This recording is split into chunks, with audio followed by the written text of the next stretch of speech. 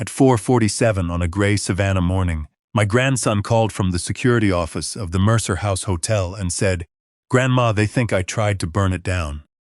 Behind him, I heard men shouting, a fire alarm pulsing, and someone ordering him to keep his hands visible. "Owen," I said, keeping my voice level, "do not argue.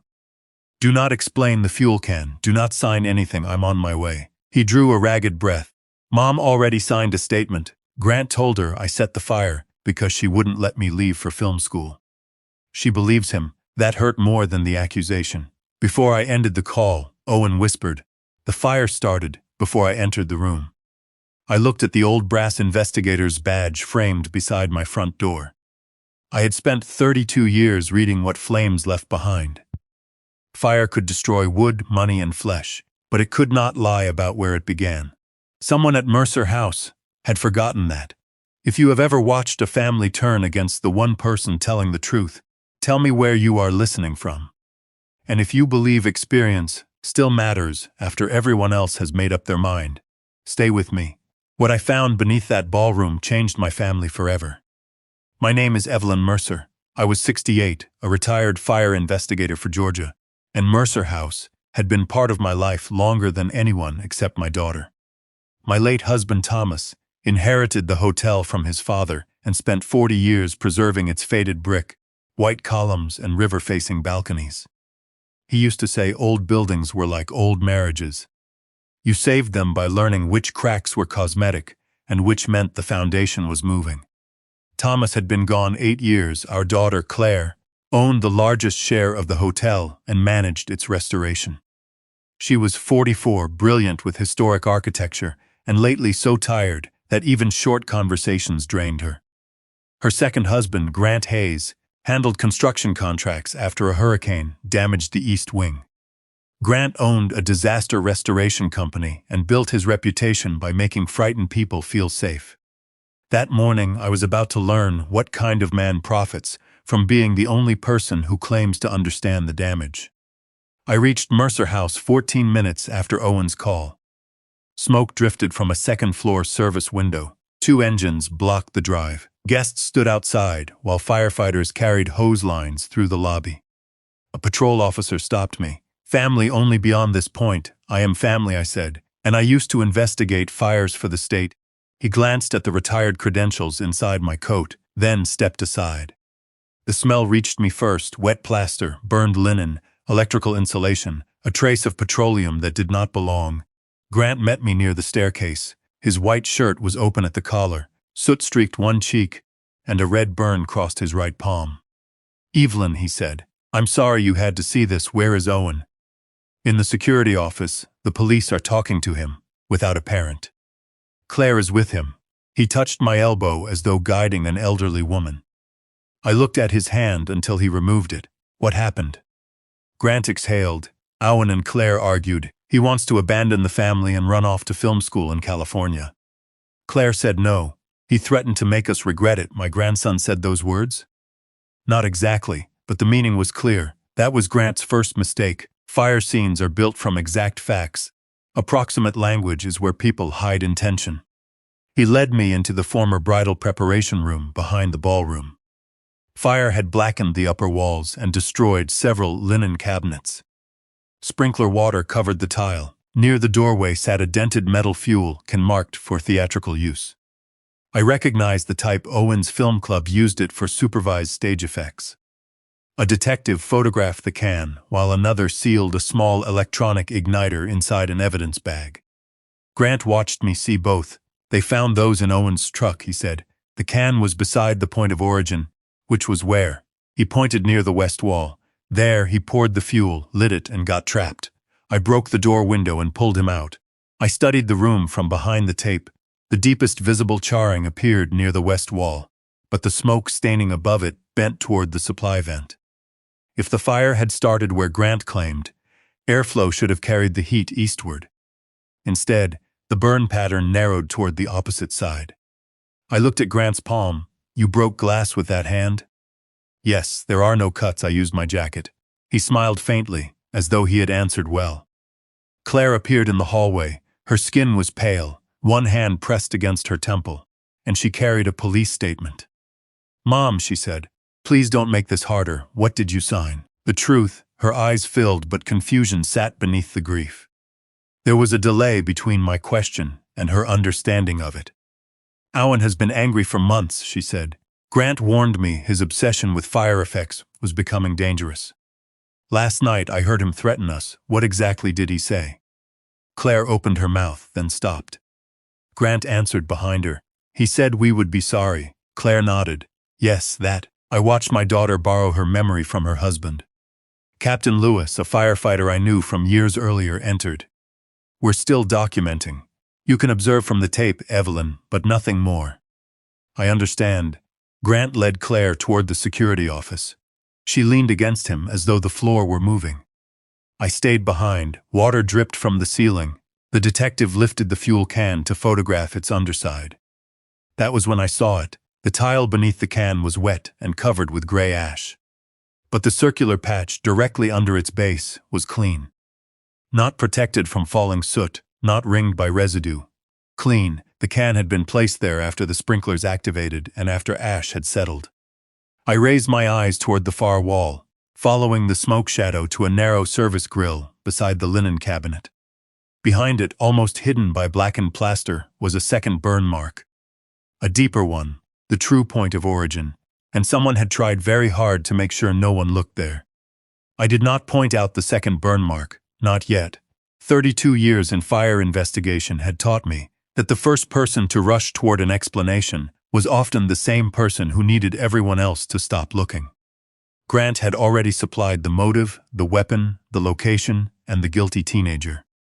He had built a complete story before the smoke had cleared. I wanted to see how tightly that story had been constructed. Captain Lewis followed my gaze toward the service grille. "You see something?" he asked. "Only that the room needs a full origin and cause examination before anyone decides where the fire began." He gave me a tired look. "The city investigator is on the way." "Good." Grant was still watching from the hallway.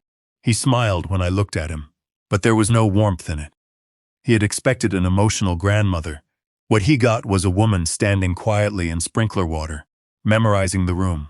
I walked to the security office. Owen sat at a metal desk with his wrists resting on his knees. He was tall for 17, but that morning he looked smaller than I had ever seen him. Soot darkened the collar of his sweatshirt. A narrow cut crossed his left cheek. Claire stood near the wall with Grant beside her. A uniformed officer held a notebook. "Grandma," Owen said. I touched his shoulder. "Tell me what happened from the beginning. No conclusions, no guesses, only what you saw, heard, and did." Grant folded his arms.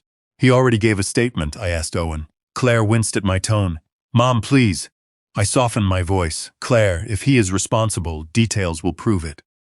If he is not, details will save him." Owen looked at me, then at the officer. "Grant told me to check the effect canisters in the event storage room," he began. "He said one of the labels was wrong and the hotel could get fined." "What time?" "About 4:10. How did you enter?" "Through the ballroom service hall." "Was the door locked?" "No, but when I got inside I heard it shut behind me." Grant interrupted. "Those doors close automatically." Owen shook his head. "Not that one. The closer has been broken for weeks." The officer wrote that down.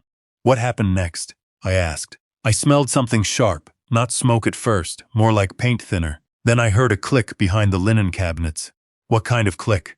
"Electrical, like a relay switching." "That detail caught my attention," Owen continued. "A flame came up along the far wall. I ran to the door, but it wouldn't open." "Did you see anyone?" "No." "Did you touch the fuel can?" There was no fuel can in the room. Grant gave a short laugh. "Owen, it was found 2 feet from the ignition point. It wasn't there when the fire started." Claire's face tightened. "Stop lying," she said.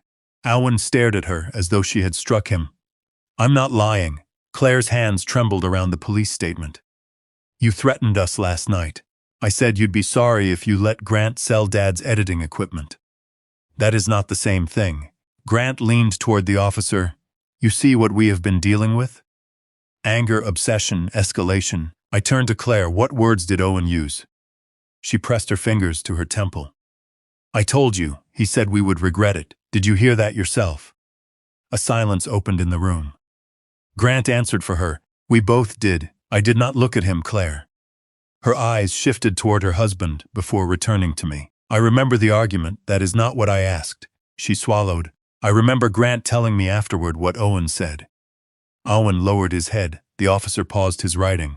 Grant's expression changed only slightly, but I saw it. A tightening at the corner of his mouth. He had expected Claire to repeat the line exactly. He stepped closer to her. You were exhausted, he said gently. It was late, but you were there. Claire nodded too quickly. Yes, I was there. That was when I understood the shape of the room. Grant did not merely speak for my daughter. He supplied her memories. I asked Owen how he escaped. I used the steel bar from the costume rack to break the wired glass panel in the door. I wrapped my sleeve around my hand and reached through to turn the latch. I looked at his hands. Small cuts marked his knuckles. Fibers from his sweatshirt were caught in dried blood near his wrist. Grant had claimed he broke the glass. Grant had no cuts. Owen did. Who pulled you out? I asked. No one. I got out by myself. Grant came around the corner after the alarm started. Grant stepped forward. That is false. I dragged him away from the flames. Then your clothing should carry glass fragments. Soot transfer and fibers from Owen's sweatshirt, I said. His eyes hardened. The officer looked from Grant to Owen. Claire whispered, Mom, what are you doing? Listening. Grant moved beside her. Evelyn is confused because she wants to protect him. She turns everything into an investigation instead of seeing what is in front of her. The remark was meant for Claire. It landed exactly where he intended. My daughter looked at me with an old hurt I recognized. Too many birthdays missed. Too many dinners interrupted by calls from scenes where someone else's family had already lost everything. You always trust evidence more than people, she said. I absorbed the accusation because part of it was true. Then Captain Lewis opened the office door. The city investigator found something, he said. Grant's head turned sharply. Lewis looked at me. You should come see this. We returned to the bridal room. A younger investigator crouched near the service grille with a flashlight. He had removed the metal cover. Behind it was a narrow cavity containing a melted electrical relay, copper wire, and a small black control module fused to the wall. This was wired into the ventilation circuit, he said. It could have activated remotely. Grant recovered quickly. Old buildings are full of illegal modifications that could be decades old. The investigator shook his head. The wire insulation is new. Then he held up an evidence bag containing a charred plastic access card recovered beneath the module. Even through the smoke damage, the printed name was still readable. Grant Hayes. For 3 seconds, nobody moved. Grant stared at the evidence bag as though the burned access card had betrayed him. Claire looked from his name to his face, waiting for the explanation he always seemed ready to provide. He found one. That card went missing last month, he said. I reported it to security. Captain Lewis turned toward the officer at the desk. Do we have that report? The officer checked the terminal. No record. Grant's jaw tightened. Then someone failed to enter it. Who knew the card was missing? I asked. Samuel, security, Claire. Claire frowned. I don't remember that. Grant touched her shoulder. You were dealing with the roofing claim that week. There it was again. A missing memory, followed by Grant, handing her a replacement. The city investigator sealed the card and relay separately. This does not prove who installed the device, he said. The card could have been planted. Grant looked relieved. I agreed. One suspicious item was not a case. It was a direction. The police did not arrest Owen that morning, but they did not clear him either. The fuel can and igniter found in his truck gave them enough reason to keep investigating. Grant's access card complicated the story without destroying it. Owen was released into Claire's custody. That should have comforted him. It did not. When we stepped into the east courtyard, he pulled away from his mother. I'm staying with Grandma. Claire looked wounded. Owen, I'm your mother. You signed a statement against me. I signed what I remembered. No, you signed what Grant told you to remember. Grant moved between them. That is enough. I expected Owen to argue. Instead, he looked at Claire with a sadness too old for 17. Mom, when was last time you remembered an entire day? Claire's face went blank. Grant's hand closed around Owen's arm. You will not speak to her that way. Owen twisted free. Don't touch me. I stepped between them before anger became another piece of evidence Grant could use. Owen will stay with me until the fire investigation is complete, I said. Grant looked at Claire. He rarely challenged me directly when he could make her do it. "Tell your mother this family needs privacy," he said. Claire rubbed her temple. "Mom, please take him for a few days." Owen flinched. I wanted to tell her she was surrendering her son to the one person Grant had taught her not to trust. Instead, I nodded. "Pack what you need," I told Owen. While he went upstairs, Grant guided Claire toward the temporary office beside the ballroom.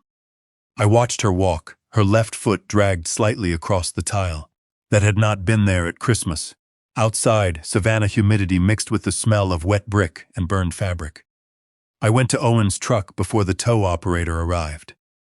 The rear compartment was open. His camera cases, lighting stands, and costume boxes had been photographed and tagged.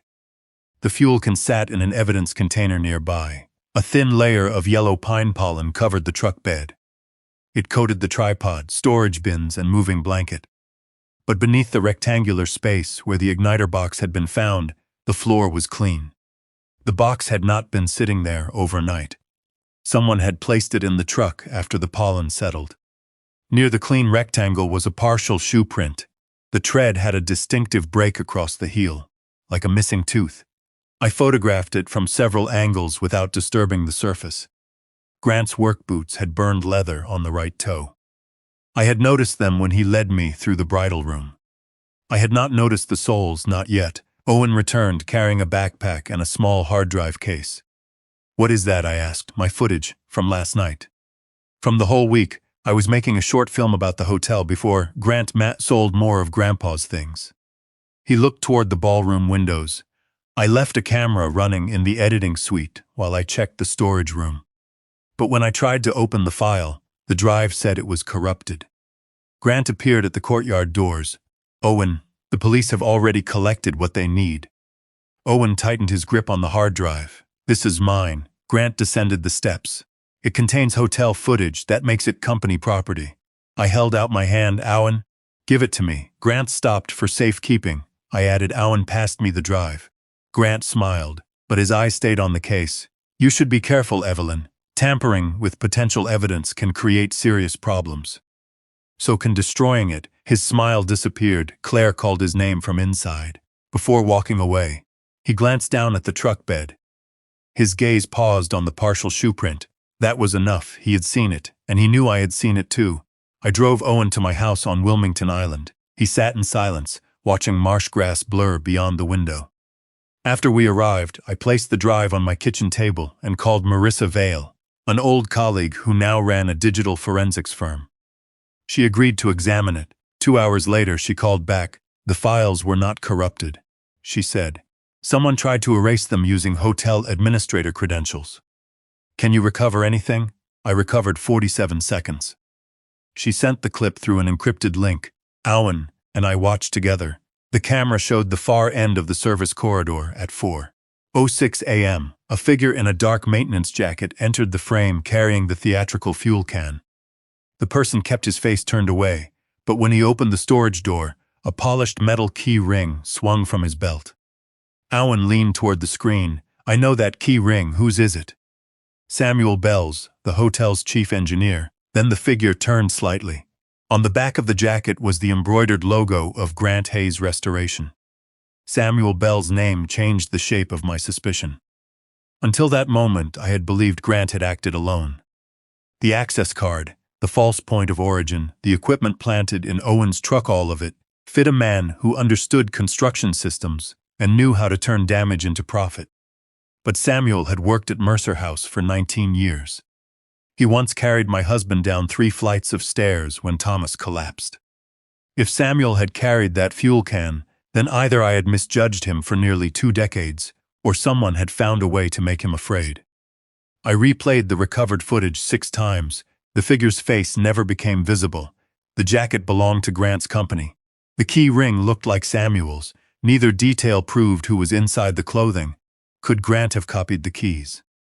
Owen asked. Possibly. Could Samuel be helping him? Also possible. Owen leaned back from the kitchen table. "You always say fire tells the truth." "It does, but people don't." "No," I said. "People tell pieces." Before I could decide which piece to pursue first, my phone rang. Claire's name appeared on the screen. When I answered, Grant spoke. Your daughter had another episode.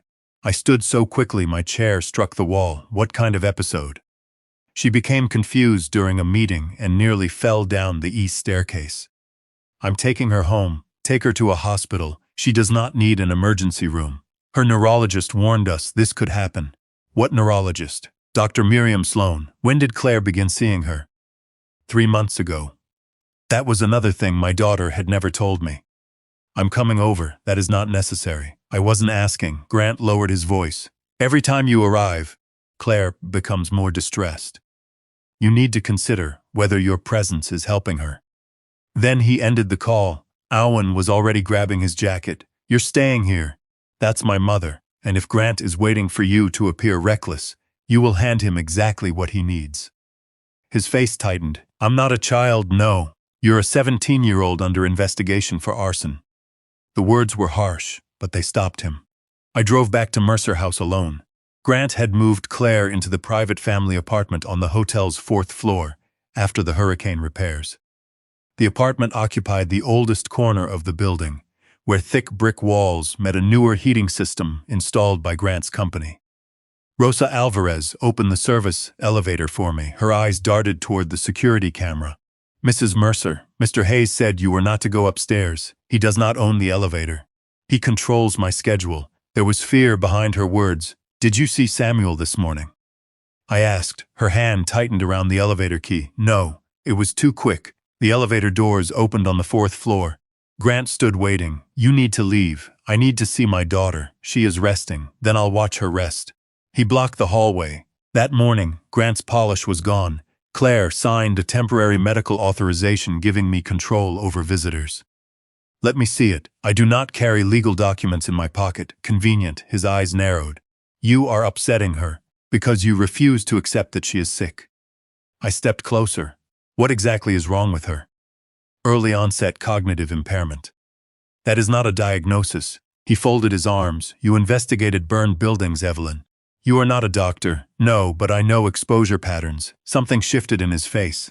Small, fast enough. Claire improves when she leaves this hotel. She worsens when she sleeps in this apartment. Headaches, nausea, confusion, weakness, memory loss. Those symptoms have a location. Grant's voice hardened. You are inventing a conspiracy because Owen was caught.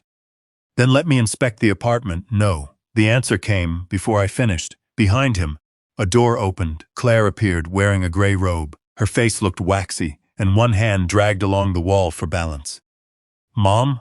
I moved past Grant. Claire's breathing was shallow. Her lips had a faint bluish cast that might have been the hallway light or might not. I touched her cheek. Do you know what day it is? She gave me a wounded look. Of course, what day? Her eyes shifted toward the window. Thursday. It was Saturday. Grant reached us. She just woke up. I ignored him. Claire, where did you sleep last night? In my room. Did you wake with a headache? Yes, nausea. A little. Did you feel better outside after the fire? She frowned as if searching through fog. I think so. Grant placed a hand on her back. That is enough. Claire flinched. For 1 second, she looked at me with the frightened clarity of the girl she had once been. Mom, she whispered, sometimes I hear the furnace start, and then I lose time. Grant's hand tightened against her robe. She is confused. I looked toward the vent above the bedroom door. A faint gray stain marked the wall around it, not soot from the fire below. This was older and repeated. I moved toward the bedroom. Grant seized my wrist. You are not entering that room. I looked down at his hand until he released me. Then Olivia Trent stepped from the sitting room, carrying a leather folder. Our family attorney had known Claire since college. She had written Thomas's will and sat beside us at his funeral. Her expression was full of professional regret. Evelyn, she said, Claire's condition has reached a point where informal arrangements are no longer safe. She opened the folder. Inside was a petition for temporary transfer of operational authority. Grant would receive control of Claire's voting shares, medical access, and authority over the hotel's daily decisions until a competency review. When is the hearing? I asked. There won't be one immediately. Claire signed voluntarily. My daughter stared at the signature page as though seeing it for the first time. Grant guided her back toward the bedroom. Before the door closed, Claire looked over her shoulder at me. I don't remember signing that. The latch clicked. Olivia lowered her voice. The emergency board meeting is Monday morning. After that, Grant will have full operational control of Mercer House. I looked at the vent above Claire's door, then at the folder in Olivia's hands. Grant was not merely hiding something in that apartment. He was running out of time to finish it. Monday morning gave me less than 48 hours. I left Mercer House with Olivia's petition fixed in my mind, and Grant's handprint still burning around my wrist.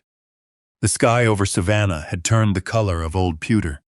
Tourists moved along Bay Street with umbrellas, unaware that inside the brick hotel behind them, my daughter was losing control of her company, her health, and perhaps her life.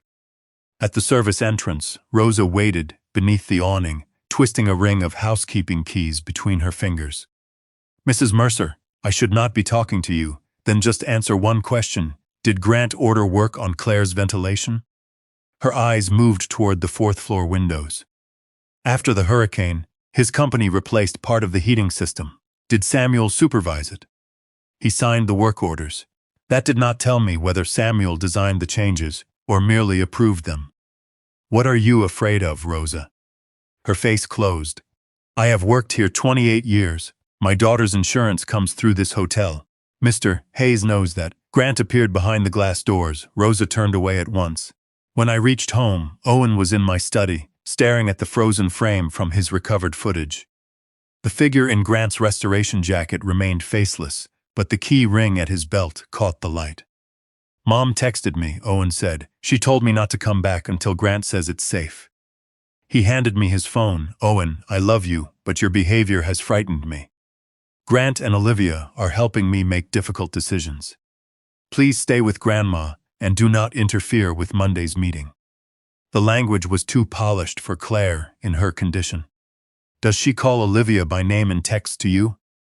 "No, she calls her Aunt Liv," another borrowed voice. "I asked Owen to show me every message exchanged with his mother during the past month." Claire's messages after 10 at night were short, confused, and sometimes unfinished. Messages sent between 8 and 9 in the morning were formal, grammatical, and emotionally flat. Someone was answering for her after she woke, or someone was writing before she did. I called Olivia. "I want a copy of the temporary authority documents," I said. Claire instructed me not to distribute private medical materials. "I own 22% of Mercer House. Anything transferring operational control affects my interests. You will receive the corporate documents at the meeting." "When was Claire evaluated?" "Last Tuesday." "By whom?" "That information is confidential. Was Grant present?"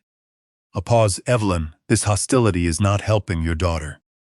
"You did not answer. Monday's meeting is at 9. Raise your objections then." She ended the call. At noon, a courier delivered formal notice of the emergency board meeting.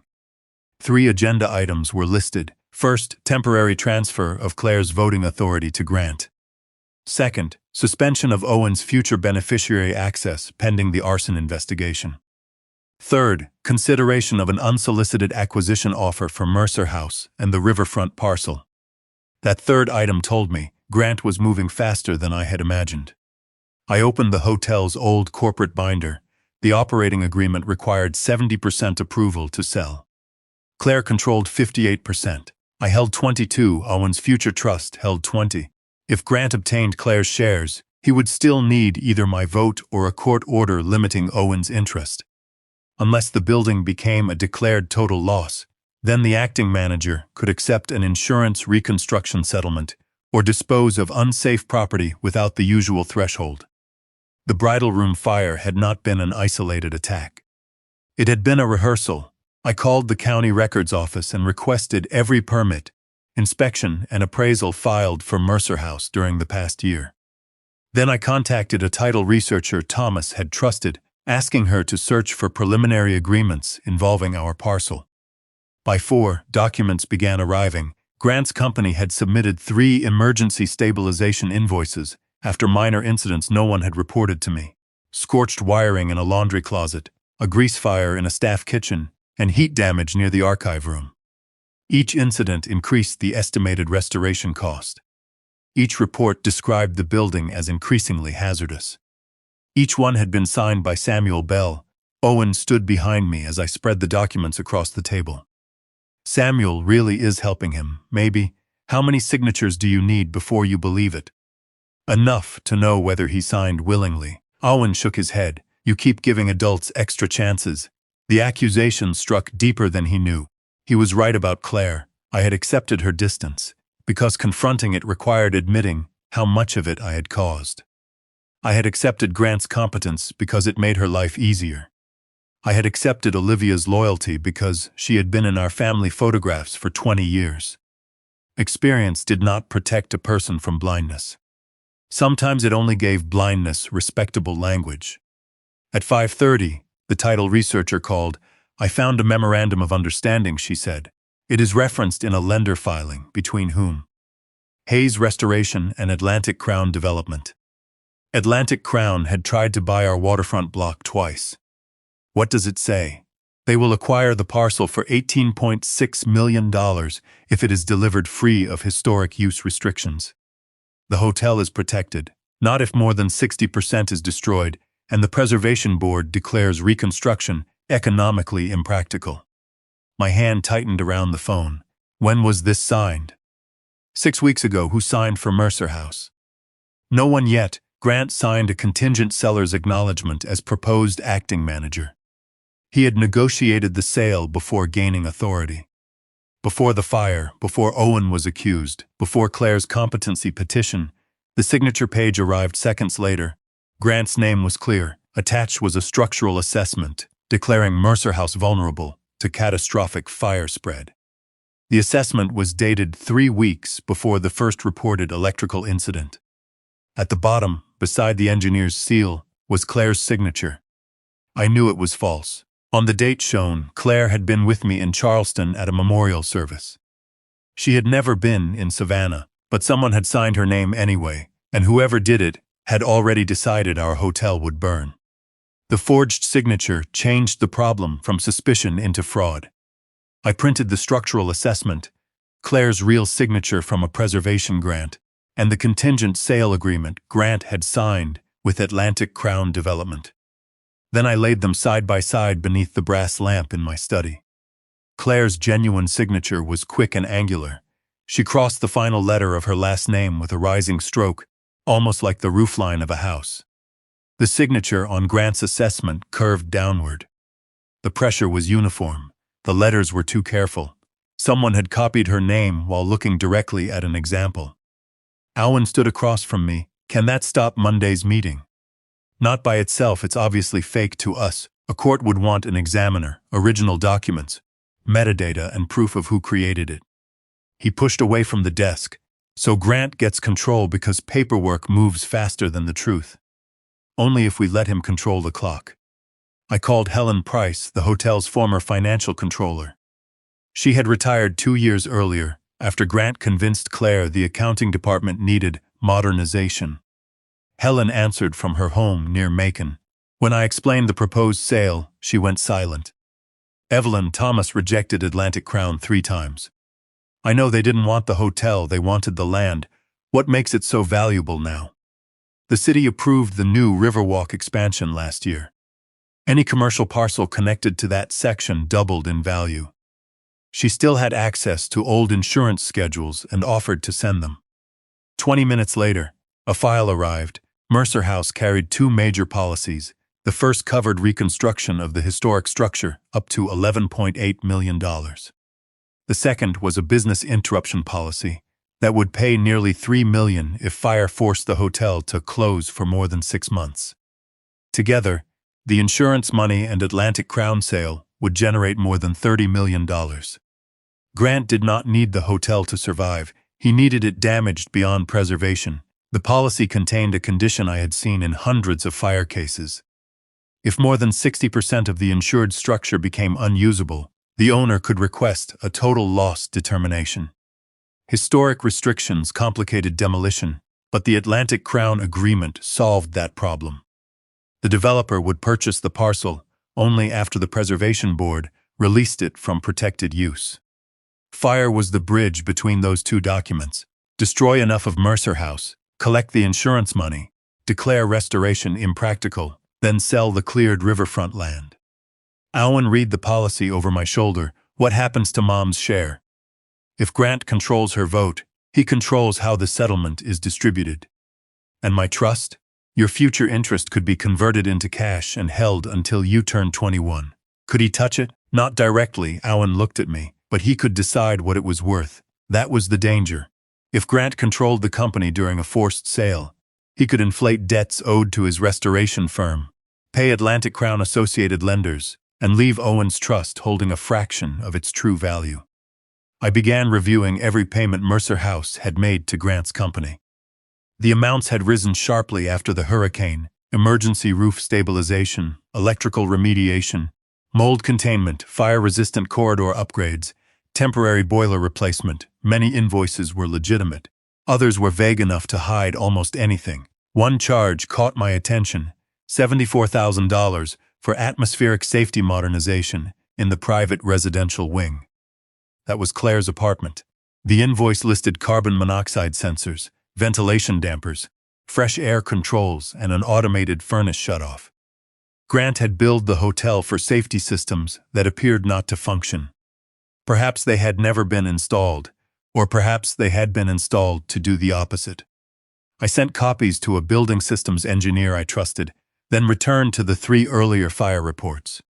The incidents looked minor when viewed separately: a laundry closet, a staff kitchen, the archive corridor. Each occurred after midnight. Each produced enough smoke to trigger an evacuation, but not enough flame to cause major structural damage. Each was described as accidental, and each allowed Grant's company to perform another expensive emergency repair. I pulled an old floor plan of Mercer House from Thomas's drafting cabinet and marked the locations with red circles. Owen watched from the doorway. What are you looking for? Fire behaves according to fuel, oxygen, heat, and architecture. If someone is testing a building, they do not choose locations randomly. I drew the ventilation shafts, stairwells, and sprinkler zones. The laundry closet sat below a vertical service chase. The staff kitchen connected to the east stairwell. The archive corridor bordered the oldest wooden section of the hotel. 3 small fires, 3 different pathways. One tested vertical smoke travel, one tested evacuation speed, one tested how quickly heat entered the historic framing. Grant had not merely increased repair costs. He had been studying Mercer House. My phone rang. It was the building systems engineer. The invoice you sent is unusual, he said. The listed equipment is high-end, but I cannot find manufacturer registration numbers. Meaning, either the installer failed to register the devices, or those serial numbers do not exist. Could a contractor fabricate them? Easily, if no independent inspection occurred. Samuel Bell signed the completion form. Yes, I thanked him and ended the call. Owen pointed to the 3 red circles on the floor plan. If Grant was testing the building, what was he trying to learn? How to make the final fire spread far enough to trigger a total loss without losing control too early. The words sounded cold even to me. Owen stared at the plan. People could die, yes. Would he care? I thought of Grant standing outside the bridal room with soot carefully streaked across his face. I thought of his uncut hand, Claire's borrowed memories, and the sale agreement signed 6 weeks before the fire. No, I said, not if their deaths improved the story he planned to tell. I enlarged the floor plan and traced the paths from all 3 test locations. The lines converged beneath the ballroom. Thomas had once shown me that section during a renovation. Below the dance floor ran an original brick service tunnel containing electrical conduits, steam pipes, and old ventilation ducts. A fire there could move unseen for several minutes before breaking into multiple sections of the hotel. I opened the digital folder containing Grant's structural assessment. One attachment had not appeared in the printed version. It was a scanned floor plan with handwritten notes. The same 3 locations were marked in red. Beside each was a date corresponding to one of the accidental fires. At the center, directly beneath the ballroom, someone had drawn a 4th circle. No date had been written beside it, only 2 words: Final Load. The words Final Load sat beneath the ballroom like a threat buried in brick. I photographed the marked floor plan, saved copies in 3 locations, and locked the original documents inside Thomas's old fireproof cabinet. Then I called Daniel Cho. Daniel had spent 18 years investigating complex insurance fraud. We had met during a warehouse fire outside Augusta, where the owner claimed lightning had destroyed $6 million in inventory. Daniel proved the inventory had never existed. I proved the fire had started with an improvised heating coil hidden beneath a stack of cardboard. We respected each other because neither of us confused suspicion with proof, he answered after the fourth ring. Evelyn Mercer, he said. I thought retirement meant you stopped calling people before breakfast. I need you to look at a fire claim. That sounds like work. It may be attempted insurance fraud. That sounds like someone else's work. It involves Mercer House. The humor left his voice. I saw the news. Your grandson is the suspect. He was framed. You are his grandmother. I'm also the person who found a remotely activated relay behind the false point of origin. There was a pause. Who has custody of the device? The city fire investigator. Good, what else? A contingent sale agreement signed before the fire. A forged signature. 3 earlier incidents that appear to test smoke movement. A structural report predicting catastrophic loss before any of those incidents occurred. Daniel exhaled slowly. Do not touch anything else. I haven't. That answer came too quickly. I photographed a shoe print in Owen's truck. Did you alter it? No. Did you collect it? No. Did you enter any restricted part of the hotel after Grant told you to leave? Not yet, Evelyn, I said, not yet. He agreed to meet me at a coffee shop near Forsyth Park. Owen wanted to come, but I refused. Daniel already believed my judgment might be compromised by family loyalty. Arriving with the accused teenager would not help. Daniel sat at a table near the window, wearing a charcoal suit and the expression of a man who expected to be disappointed. I placed a folder in front of him. He did not open it. Before we begin, he said, I need you to understand something. You are not the investigator of record. You are a shareholder, a mother, and a grandmother. Every one of those roles gives a defense attorney a reason to call you biased. I know, you know the words. I need you to accept the limitation. If you trespass, remove evidence, access protected records, or manipulate witnesses, you could destroy the case you are trying to build. I understand, do you? I thought of Grant's hand around my wrist and Claire saying she did not remember signing away her authority. Yes. Daniel opened the folder. He read in silence for nearly 20 minutes. His eyes paused on the insurance policy, the Atlantic Crown agreement, and the marked floor plan. He compared Claire's signatures, then studied the photographs from Owen's truck. Finally, he closed the file. You have anomalies, he said. I have a pattern. You have a possible pattern. The first fire was staged, probably. Grant negotiated a sale before gaining authority. That is suspicious, not illegal. He created reports making the hotel appear unsafe, possibly. He is making my daughter sick. Daniel's expression did not change. That is the claim most likely to make people stop listening to everything else. I leaned forward. Her symptoms worsen inside one apartment. Grant's company replaced the ventilation system. The carbon monoxide devices have unregistered serial numbers. Have you measured the air? No. Have you obtained Claire's blood results? No. Has a licensed engineer inspected the system? No. Then you have a theory. The word angered me because it was accurate. Daniel opened the file again. What do you need from me? Help me stop Monday's transfer. I cannot stop a corporate meeting because you showed me suspicious invoices. What can you do? I can open a preliminary fraud review if the insurer agrees. That lets me preserve claim records, contractor submissions, and system data. It does not give me authority to search private rooms. Can you inspect the fire scene? With permission from the carrier and the city investigator. And Claire's apartment? Only with consent, a warrant, or a legitimate safety inspection authorized by the property owner. I own 22%, not enough to enter a private residential unit against the occupant's wishes. Claire is being controlled, then prove incapacity through a doctor or coercion through evidence. Do not solve a legal problem by creating another one. I hated the boundaries because Grant was using those same boundaries as walls. Daniel studied me. You spent decades teaching younger investigators not to fall in love with their first theory. I remember, do you? I looked through the window at the live oaks surrounding the park. Spanish moss shifted in the wind like gray smoke. My first theory is that Grant wants the insurance money and the land. That is a strong motive, but it may not explain Claire, correct, or Samuel. correct, or why Olivia is helping. Daniel nodded. Now you are investigating. He asked for every document in chronological order. Together, we built a timeline. 6 months earlier, Grant's company began renovations in Claire's apartment.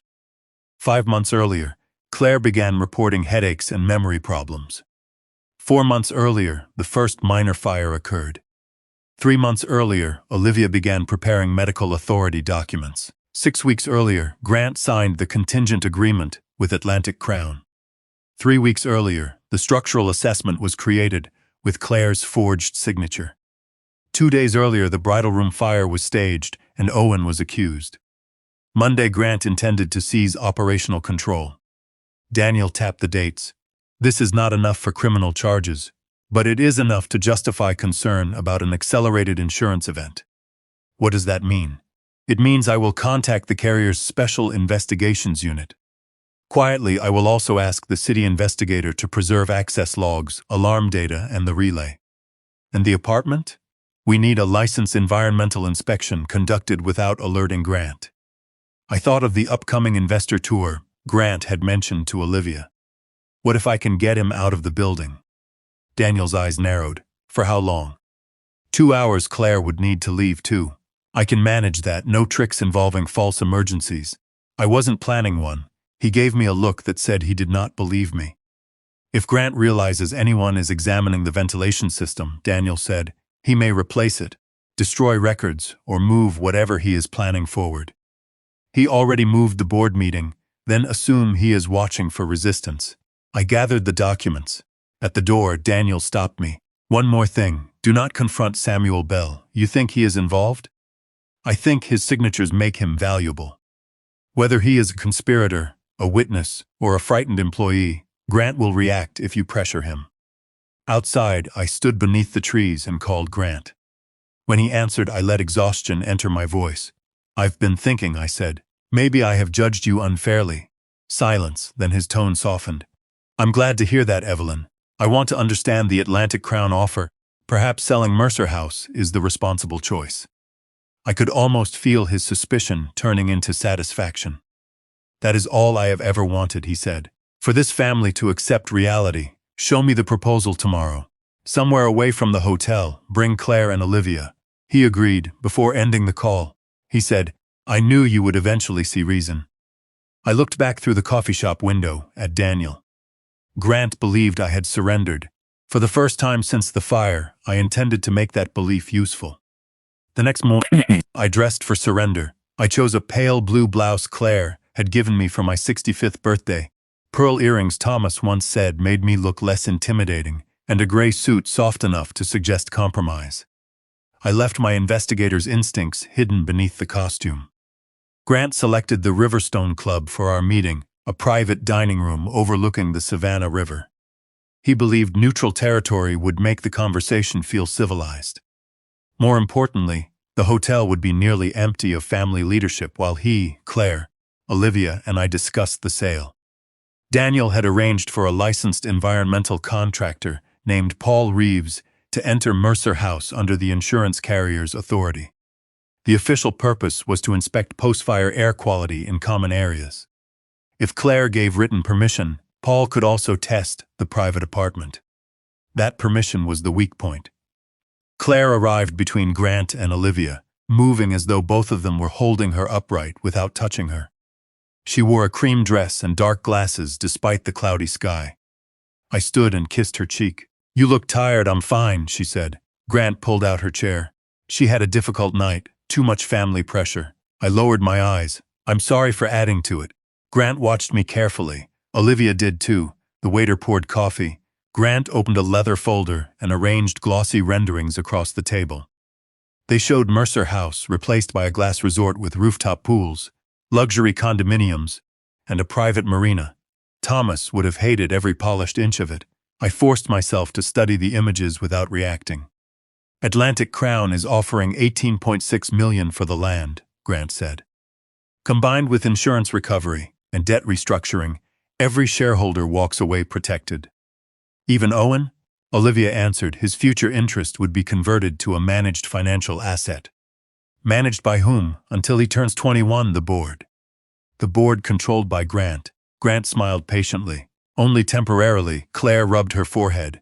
I turned toward her. Do you want to sell?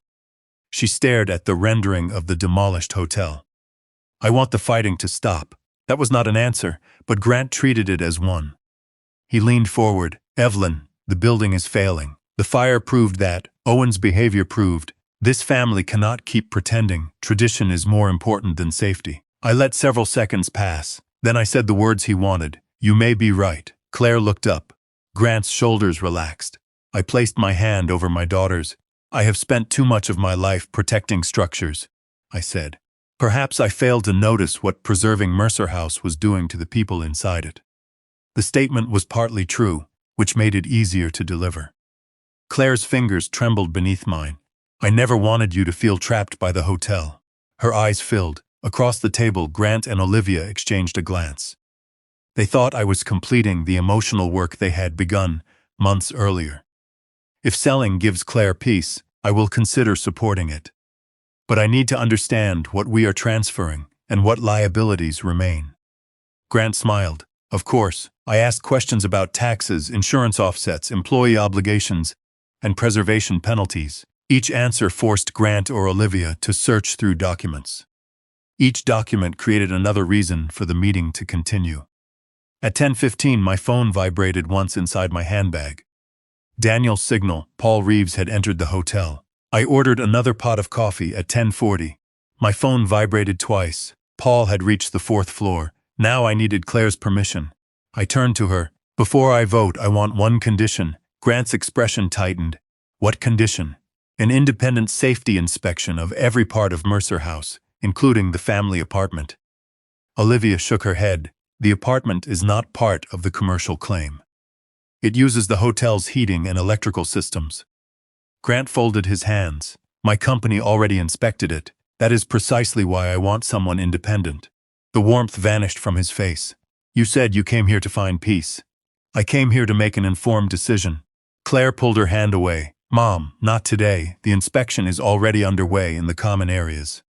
All I need is your written permission for the apartment. Grant's chair shifted. You sent someone into the hotel without telling us. The insurance carrier authorized a post-fire air quality review. Olivia leaned toward Claire. You are under no obligation to consent. Claire's breathing quickened. Grant placed a hand behind her neck. Your mother is trying to frighten you again. I saw the old pattern closing around her. Grant supplied the danger. Olivia supplied permission to avoid it. Claire only had to surrender. I reached into my folder and removed a photograph. It showed Claire at 23, standing beside Thomas in the unfinished ballroom. Dust covered her hair. She held the original restoration plans against her chest. You designed the ventilation routes in the West Wing, I said. You once made 3 contractors reopen a wall because they used the wrong mortar. You never allowed anyone to call a building safe without checking it yourself. Claire stared at the photograph. For a moment, something returned to her face, not memory exactly. Authority, where do I sign? She asked. Grant's hand fell away from her neck. Olivia spoke sharply. Claire, you are not thinking clearly. My daughter turned toward her. Then an inspection should protect me. The waiter brought the permission form. Daniel had left with the manager. Claire read the first page before signing. At 11:02, my phone vibrated 3 times. Paul was inside the apartment. Grant stood abruptly. I left a contract in my office. Olivia looked at him. It can wait. No, his voice was too firm. He reached for his coat. I needed another hour. I rose slowly and let my coffee cup slip from my hand. Porcelain shattered across the floor. Hot coffee splashed over Grant's trousers. He jumped back with a curse. Oh, Grant, I said, pressing a hand to my chest. I'm so sorry, my fingers aren't what they used to be. The staff rushed in with towels. Claire stared at me. Olivia called for cold water. Grant stood trapped while a waiter dabbed at his suit. My phone vibrated again. Daniel's message appeared on the screen. Paul a falsity. Tector Grant is heading back. Keep him there. I looked up. Grant was no longer angry. He was frightened, and he had just realized my clumsiness was an act. Grant looked at me across the wreckage of the coffee cup, and for one dangerous second, neither of us pretended. He knew I had delayed him. I knew he understood why. Then Claire swayed in her chair. The moment broke. Grant moved toward her. but I stepped between them and called for the club's nurse. He had no choice but to stay while Claire's blood pressure was checked, and the staff insisted she lie down in a private room. Olivia tried to follow. "So will I said. Grant's phone buzzed. He glanced at the screen. Then at me. "What exactly did your inspector find?" "A building that has not been independently examined in years." "That was not my question." "No," I said, "it was not. The nurse asked us to stop arguing." Claire closed her eyes, one hand pressed against her forehead. Grant stood beside the window, trapped between leaving to protect whatever was hidden in the apartment and staying to preserve the image of a devoted husband. His image won. For 40 minutes, he remained at the club while Paul Reeves completed the inspection. At 11:46, Daniel sent one word, clear. Only then did I tell Grant the meeting was over. He left without waiting for Claire. That frightened me more than if he had shouted. Daniel met me that afternoon at an office used by the insurance carrier's Special Investigations Unit. Paul was already there with 2 sealed evidence containers, photographs, and a chain of custody form. He was a compact man with silver hair and the careful hands of someone accustomed to working inside walls. "I did not remove anything from the private unit," he said. "The samples came from shared mechanical components serving the apartment, and the carrier's authorization covered those systems." Daniel gave me a pointed look, "Which means the evidence was obtained legally." I heard him. Paul opened the photographs. The carbon monoxide detector outside Claire's bedroom looked normal. Inside, it contained no sensor, battery, or circuit board. It was an empty plastic shell. "The serial number belongs to a discontinued smoke detector sold 12 years ago," Paul said. "Someone created a new label and placed it over the original." He showed me the adhesive edge. The shell was installed less than 6 months ago, based on the paint line. Claire's symptoms had begun 5 months earlier. Paul displayed another photograph. A metal exhaust pipe from the apartment's gas-fired heating unit had been fitted with a reversible damper. In its normal position, combustion gases traveled outside. When the actuator switched, the damper redirected part of the exhaust into an old ventilation chase beside Claire's bedroom. Could that happen accidentally? I asked. "No, the actuator was added after installation. How is it controlled?" He placed a black module on the table inside a clear evidence box. "Remote timer and relay, similar to the device recovered near the bridal room fire, though this one was not damaged." Daniel leaned closer. "Was it active?" "Yes." Paul turned his laptop toward us. The module had recorded scheduled activation periods. Most began between 11:30 at night and 2 in the morning, then shut off before dawn. Always on nights Claire slept at Mercer House. When she stayed elsewhere, the timer remained inactive. I felt cold. Despite the warm room, Grant had not been waiting for Claire to become sick. He had been scheduling it. What were the readings? Daniel asked. When the damper remained open, the apartment was normal, Paul said. Under controlled conditions, carbon monoxide rose rapidly inside the bedroom chase.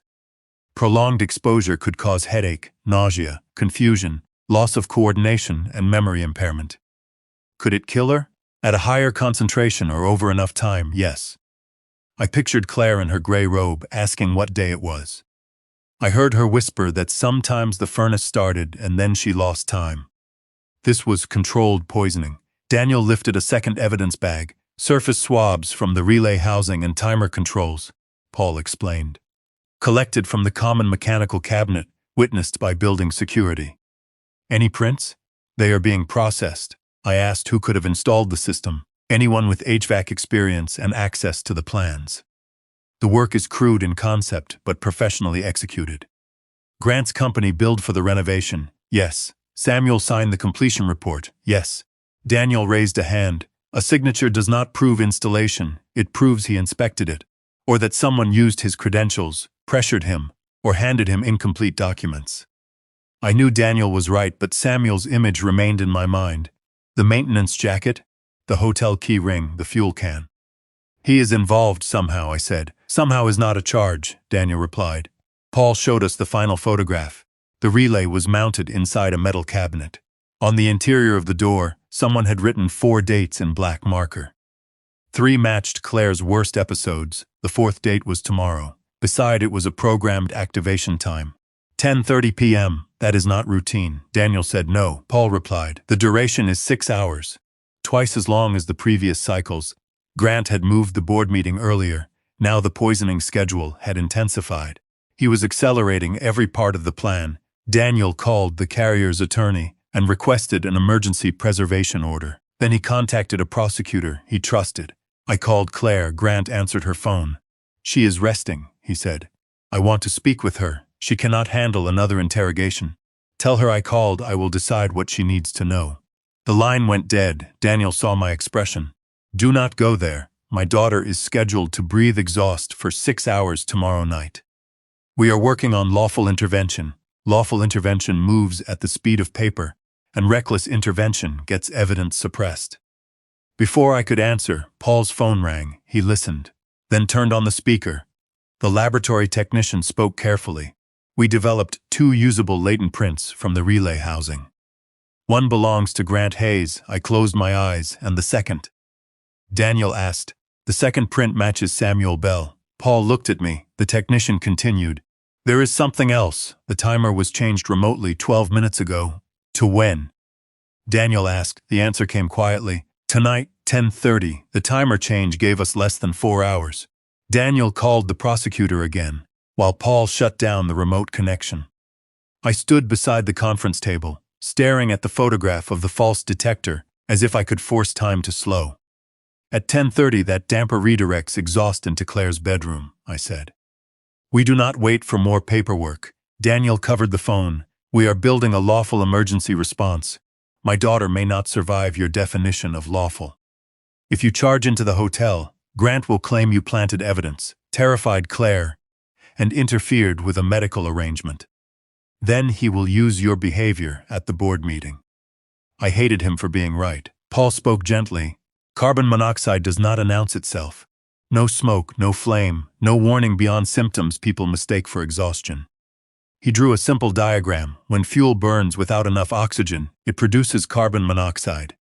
Your blood carries it more readily than oxygen. The brain and heart begin starving even while a person is breathing. Claire has been breathing it for months. Intermittently, that may be why she survived.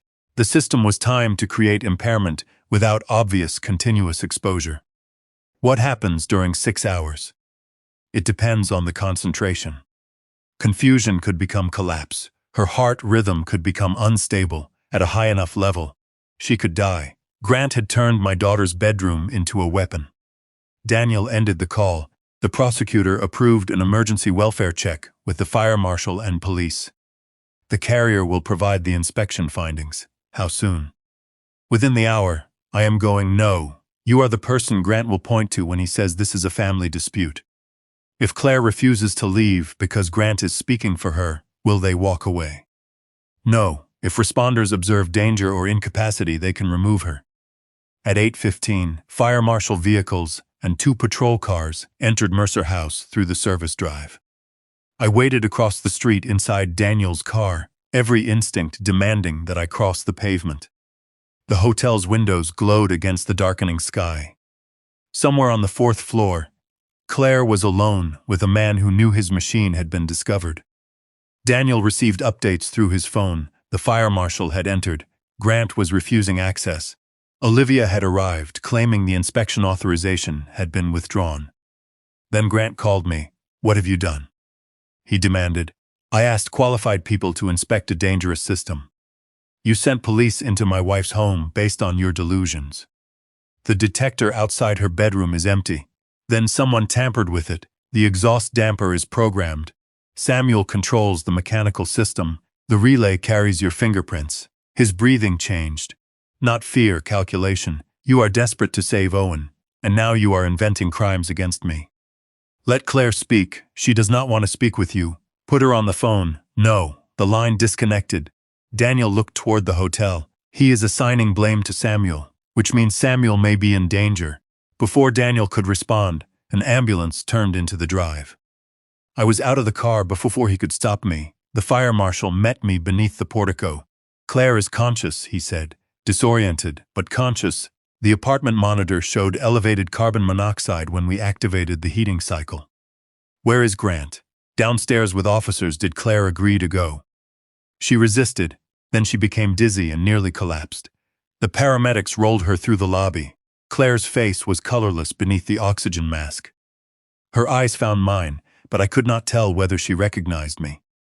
I walked beside the stretcher. "I'm here," I said. "You're safe." She lifted one hand weakly. "Mom?" "Yes, Grant said you were trying to take the hotel. I'm trying to keep you alive." Her eyes closed. At the hospital, blood tests confirmed elevated carboxyhemoglobin, the marker physicians use to identify carbon monoxide exposure. The emergency doctor explained that Claire's level had already begun falling because she had been breathing fresh air and oxygen. "How long has this been happening?" I asked. "We cannot determine duration from one sample, but the symptoms you described are consistent with repeated exposure." "Will her memory return?" "Some patients recover quickly. Others experience delayed problems, poor concentration, balance issues, memory impairment. We need imaging and cardiac monitoring, so you cannot tell me, not tonight." Claire slept beneath a warming blanket while oxygen flowed through the mask. I held the hand that had once drawn every restoration plan for Mercer House. I had spent my career studying buildings after the worst had happened. This time, the damaged structure was my daughter. At 11:40, Daniel entered. The timer activated at 10:30. He said, "Because the fire marshal disabled the damper, no exhaust entered the bedroom." "Grant, not arrested." I stood. "You have his prints, the timer, the false detector, and Claire's blood results. We have evidence he touched equipment inside a property his company serviced. His attorney says Samuel installed it without Grant's knowledge. Olivia is representing him. She is representing the company." Of course, Daniel lowered his voice. "The prosecutor authorized seizure of the module and related records. But attempted poisoning requires proof of intent. Grant will argue negligent installation, unauthorized modification, or sabotage." He changed the timer remotely, through an account registered to the hotel engineering department. Samuel's account, yes, the case had shifted exactly where Grant wanted it. Daniel placed a copy of the system log on the bedside table. "There is another problem. The board meeting is still scheduled for tomorrow morning. Olivia filed notice that Claire's hospitalization proves she cannot manage the hotel." I looked at my sleeping daughter. "They are using the poisoning they caused as evidence against her." "Yes, and Owen?" "Grant requested that he be barred from the property pending the fire investigation." The emergency response had saved Claire for one night. It had not stopped the transfer. At 9 the next morning, Grant intended to take operational control of Mercer House with Samuel positioned as the man who poisoned my daughter and Owen still carrying the label of arsonist. I checked the clock. We had saved Claire's life, but we had not saved the truth, and now we had less than 9 hours before Grant legally took possession of everything he had tried to destroy. By 7:30 the next morning, Grant had already begun rewriting the night. Olivia sent the board a memorandum claiming the carbon monoxide incident resulted from unauthorized work performed by Samuel Bell. It described Grant as the husband who had cooperated fully with responders and Claire, as a vulnerable executive who now required temporary supervision. It did not mention the false detector, Grant's fingerprints, or why the timer had been moved forward only hours after our inspection. Daniel arrived at the hospital. "The prosecutor will not authorize a search of Grant's office yet," he said. "They want more direct evidence connecting him to the programming." "What about the remote change?" "The login came through Samuel's engineering account and the access card at the first fire. Grant says it was stolen. He has an answer for everything. That is why we need evidence stronger than his answers." Claire was awake but exhausted. The oxygen mask had been replaced with a nasal line. Her memory came and went in fragments. When I asked whether Grant had discussed the ventilation system, she shook her head. "He handled repairs," she whispered. "I trusted him. Did you authorize Olivia to transfer your voting rights?" "I remember signing something." "Did you read it?" "I thought it was an insurance form." Olivia entered before Claire could say more. "Evelyn, Claire needs rest. She needs protection. She has protection from the people who poisoned her." Olivia's expression hardened. "That accusation is reckless." Daniel stepped between us. "Any discussion regarding the investigation should happen through counsel." Olivia placed a document on Claire's bedside table. This is a temporary protective directive. It prevents disruptive contact while Claire is evaluated. My daughter's signature appeared at the bottom. You had her sign this here? Claire requested it. Claire looked at the page. I did. Olivia touched her shoulder. You said you needed peace. The same pattern again. A feeling supplied by someone else, and a signature extracted before her mind could catch up. The directive barred me from the private apartment and restricted my access to hotel operations. It also authorized Grant to communicate with physicians on Claire's behalf. I looked at my daughter. Do you want me to leave? She closed her eyes. I want everyone to stop fighting. Olivia interpreted the silence as consent. I did not. The emergency board meeting began by video at 9. Claire remained in the hospital, barely able to follow the conversation. Olivia spoke for her whenever she hesitated. I objected to the transfer and presented the forged signature, the sale agreement, and the timeline of the earlier fires. Olivia dismissed each item as unverified. Grant appeared calm. My only concern is keeping the hotel safe while my wife recovers, he said. Evelyn's fixation on conspiracy has endangered Claire and damaged our family. The board's 2 outside members voted with him. Grant received temporary operational authority for 30 days. My 22% was not enough to stop it. Within an hour, he suspended Daniel's access, canceled independent inspections, and hired contractors to remove the apartment's heating equipment. By the time preservation orders were issued, the furnace assembly, damper, and ductwork had been cut apart and loaded onto a truck. The relay module was safe in evidence. The system around it was gone. Grant had destroyed context while calling it emergency repair. At noon, Samuel Bell finally answered my call. We met in the parking lot of a closed hardware store. He stayed inside his truck with the engine running. Did you install the damper? I asked. No, your fingerprints were on the relay. I inspect every mechanical cabinet in that building. Did you program the timer? No, did you carry the fuel can into the bridal room? His face changed. I do not know what you think you saw. I saw your key ring. Lots of people know what my keys look like. Samuel, Grant is putting this on you. He looked toward the highway. I signed the reports. That was my job. Your job was to keep people safe. His hands tightened around the steering wheel. You don't understand what happens when you refuse him. Then help me understand. He turned toward me, fear plain in his eyes. I have a wife who needs dialysis. I have a mortgage. I have a license that can be taken away because of one mistake I made years ago. What mistake? His phone rang. Grant's name appeared on the dashboard screen. Samuel went pale. You need to go. Samuel, go. He drove away before I reached my car. Rosa was next. She refused to meet me and sent a message saying she had been confused about seeing Olivia near the mechanical room. She claimed the photograph might have been taken another night. One by one, the witnesses were retreating. By evening, Owen had heard about the board vote. He found me in the study surrounded by contracts and fire maps. You lost, he said. For now, Mom is still with Grant. The hotel is his. Everyone thinks I started the fire. I am working on it. You are always working on something. The words stopped me. He pointed toward Thomas's floor plans. You care more about proving how Grant will burn the hotel than asking what happens to me if you fail. That is not true. Then why am I still here while he takes everything? Because leaving now would make you look guilty. I already look guilty, Owen. Listen to me. No, you listen. I do not want Mercer House. I do not want shares in a building that makes everyone in this family miserable. He grabbed his backpack. Where are you going? To someone who believes me, without needing a burn pattern. I blocked the doorway. You cannot disappear during an arson investigation. Watch me. He pushed past me. At 8:20, I called his friends. No one admitted knowing where he was. At 9, his phone went to voicemail.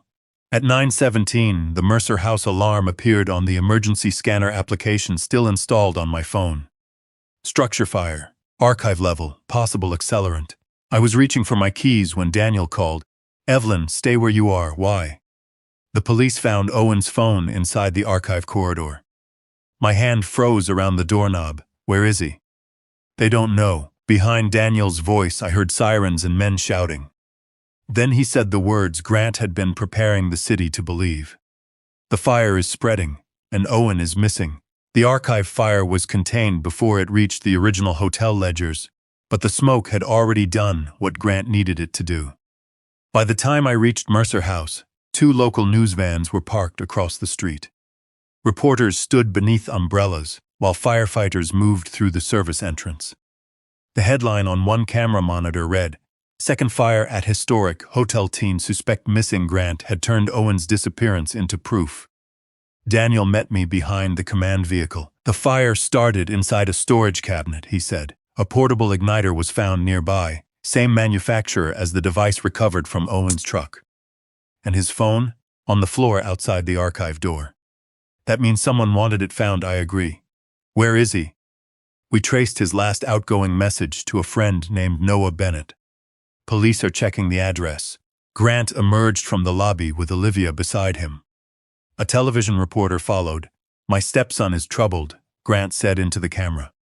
"We have tried to help him, but tonight his anger placed firefighters, guests, and employees in danger." I stepped forward. Daniel caught my arm. "Not here." Grant saw me anyway. His expression did not change, but satisfaction moved behind his eyes. He had the hotel, Claire's authority, 2 fires, and a missing teenager whose phone had been left at the scene. Then my phone rang. The caller ID showed Noah Bennett. I answered immediately. "Mrs. Mercer?" "Owen is here." My knees nearly gave way. "Is he hurt?" "No, he came over after you argued. He left his phone in a rideshare car, and he's been asleep in our basement for an hour. My mom just saw the news, put him on." Owen's voice came through, groggy and frightened. "Grandma, stay there, do not leave. The police are coming, and Daniel will meet them." "What happened?" "Someone started another fire and planted your phone." Silence. I know. This time I said it without asking for proof. Daniel sent officers to Noah's house. Rideshare records confirmed Owen had entered the vehicle at 7:58. The driver admitted finding his phone in the back seat, but before he could report it, a man claiming to be Owen's uncle met him at a gas station and collected it.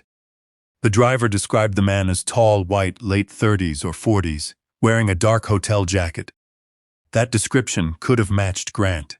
It could also have matched Samuel. By midnight, Owen was cleared of being physically present during the second fire. But Grant's story shifted smoothly. He now suggested Owen had set a timed device before leaving. The truth had survived one attack and immediately faced another. The next morning, Rosa called from a number I did not recognize. "Come to the old St. Anne parking lot," she whispered. "Please come alone." She sat in her sedan near the rear fence, wearing her housekeeping uniform beneath a raincoat. Her hands shook around a paper cup she never drank from. "My daughter was dismissed yesterday," she said. "I'm sorry, Mr. Hayes said the hotel could no longer carry her insurance. He knew she needs treatment. That is why you changed your statement." Tears filled her eyes. "I have worked for your family since Claire was a girl. But my daughter has lupus. Without those benefits, we cannot afford her medication. You were protecting her. I was helping a man hurt yours. I did not correct her. Guilt had brought her there. I needed it to become courage. What did you see?" Rosa looked toward the empty church hall. 3 weeks ago, I was cleaning the 4th-floor corridor after midnight. Mrs. Hayes was asleep. Mr. Hayes was not there. I heard the mechanical cabinet close. "Who came out?" "Miss Trent, Olivia." Rosa nodded. "She had Samuel's master key ring. Are you certain it was his?" "He keeps a brass St. Christopher medal on it. His wife gave it to him after his heart attack." The key ring in Owen's recovered footage had flashed polished metal. I had assumed it belonged to Samuel because Owen recognized its shape. But recognizing the keys did not identify the hand carrying them. What was Olivia doing in the mechanical cabinet? "I don't know. She had a small black case. After she left, I smelled something strange." "What kind of smell?" "Not the gas that hurt Claire. This was sweet and chemical, like hot glue mixed with cleaning solvent. Carbon monoxide itself had no smell. Rosa had probably detected adhesive, wiring insulation, or the solvent used to alter the equipment." "Did you tell anyone?" I told Samuel the next morning. He looked terrified. He said I had misunderstood and ordered me never to enter that cabinet again. "Did Grant know you saw her?" "He knew by lunch. That meant Samuel had either warned Grant or was being monitored closely enough that he had no choice." Rosa reached into her coat and removed an envelope. "I took this because Olivia had no reason to be there." Inside was a printed photograph from Rosa's phone. The image was grainy, captured through a housekeeping cart mirror, but clear enough. Olivia stood at the mechanical room door at 113A. In one hand she held the black case, in the other was Samuel's key ring with the brass medal hanging beneath it. I studied the background. Mounted on the wall behind her was the hotel's access panel. A green indicator showed the door had been opened through a valid engineering credential. "Why did you print it?" Mr. Hayes made security erase video before. "I thought he might make my phone disappear too." "You did the right thing." She gave a bitter laugh. "Too late, not if you are willing to tell Daniel exactly what you told me." Fear returned to her face. "If Grant learns, he already took your daughter's job. Silence will not buy safety from him now." Rosa looked down at the photograph, then she nodded.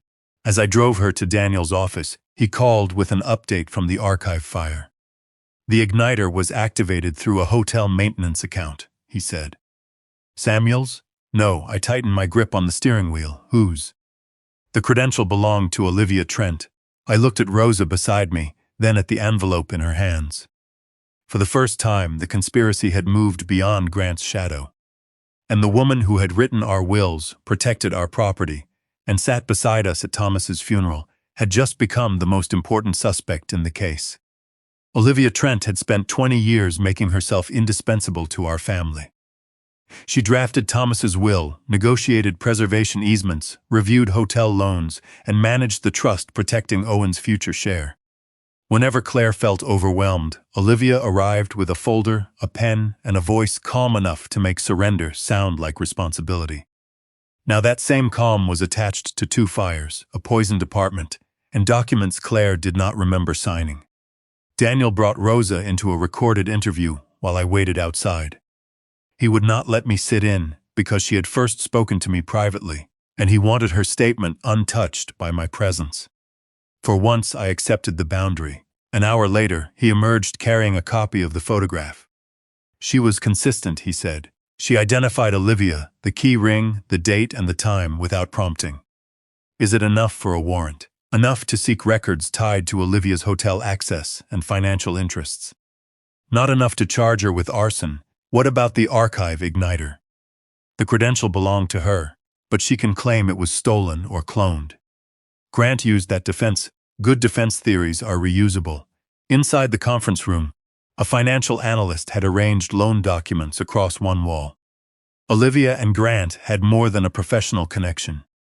3 years earlier, both invested in a riverfront condominium project called Bellwether Quay. Olivia entered through a limited partnership. Grant invested through Hayes Restoration and received the construction contract. The project failed after soil contamination was discovered. Investors sued, lenders demanded repayment. Grant personally guaranteed nearly $2 million. Olivia guaranteed $800,000. Neither debt appeared in the disclosures they had provided Mercer House. "Atlantic Crown bought the project's senior note 6 months ago," Daniel said. "They can force Grant and Olivia into bankruptcy unless they deliver our property. That appears to be the leverage." The Atlantic Crown agreement contained a side letter we had not seen. If Grant secured Mercer House free of historic restrictions, the developer would forgive most of the Bellwether debt and pay a consulting fee to Hayes Restoration. A separate $600,000 legal fee would go to Olivia. I thought of her beside Claire's hospital bed, guiding her hand toward another signature. This was never friendship. It may have started that way. Daniel said debt changes what people call loyalty. 2 weeks before the bridal room fire, Atlantic Crown transferred $40,000 to an account controlled by Olivia. The money moved the next day into an account shared by Grant and the Bellwether Partnership. They were not lovers. They were partners drowning in the same debt that made them more dangerous. A romance could fracture under jealousy. Shared financial ruin gave both of them the same reason to keep going. My phone rang. Samuel Bell's number appeared. I answered, but no one spoke. "Samuel?" A truck passed in the background. "I want to tell you what I signed," he said. Daniel gestured for me to keep him talking. "Where are you?" "Not at the hotel. Tell me where to meet you." "No police." "Samuel, Claire was poisoned. I did not know." "You signed the ventilation report." "I signed a completion package Grant gave me. The mechanical pages were added later." "Can you prove it?" "I kept copies of some drafts." "Where?" Silence. I need protection first. Daniel took the phone and identified himself. We can arrange an interview with counsel present, but I need to know whether there is an immediate danger. Samuel's breathing grew uneven. Grant knows I talked to Mrs. Mercer. Did he threaten you? He reminded me about the Savannah Grand fire. I knew the case 7 years earlier. An electrical fault had burned 2 floors of a downtown hotel. Samuel had been a subcontracted inspector. No one died, but investigators criticized several missed maintenance defects. What did Grant have to do with it? I asked. He found the original notes. I signed off on a panel I never opened. Grant said if the licensing board saw the file, I would lose everything. So you falsified his reports. I signed them. Did you know the small fires were staged? No, he said. The damage had already been repaired, and the forms were needed for insurance. Did you install the relay in Claire's apartment? No. Did you put the fuel can in the bridal room? No. Were you in the service corridor that morning? Yes. Daniel and I looked at each other. Why? Grant called at 3:50. He said the ballroom ventilation panel showed a fault. When I arrived, Olivia was there wearing one of Grant's company jackets.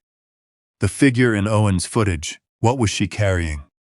A fuel can. My hand tightened around the phone. Why didn't you stop her? I did not understand. She said Grant wanted it moved because Owen had left it unsecured.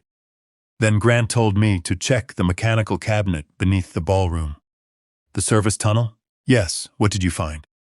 A new relay wired into an old exhaust fan. Before I could disconnect it, the alarm activated. Did you take it? No. Grant came through the tunnel, said the fire was upstairs, and ordered me to evacuate. And your key ring? Olivia borrowed it. She said she needed the records room. Rose's photograph confirmed that. Daniel moved closer. Samuel, we need your documents and a recorded statement today.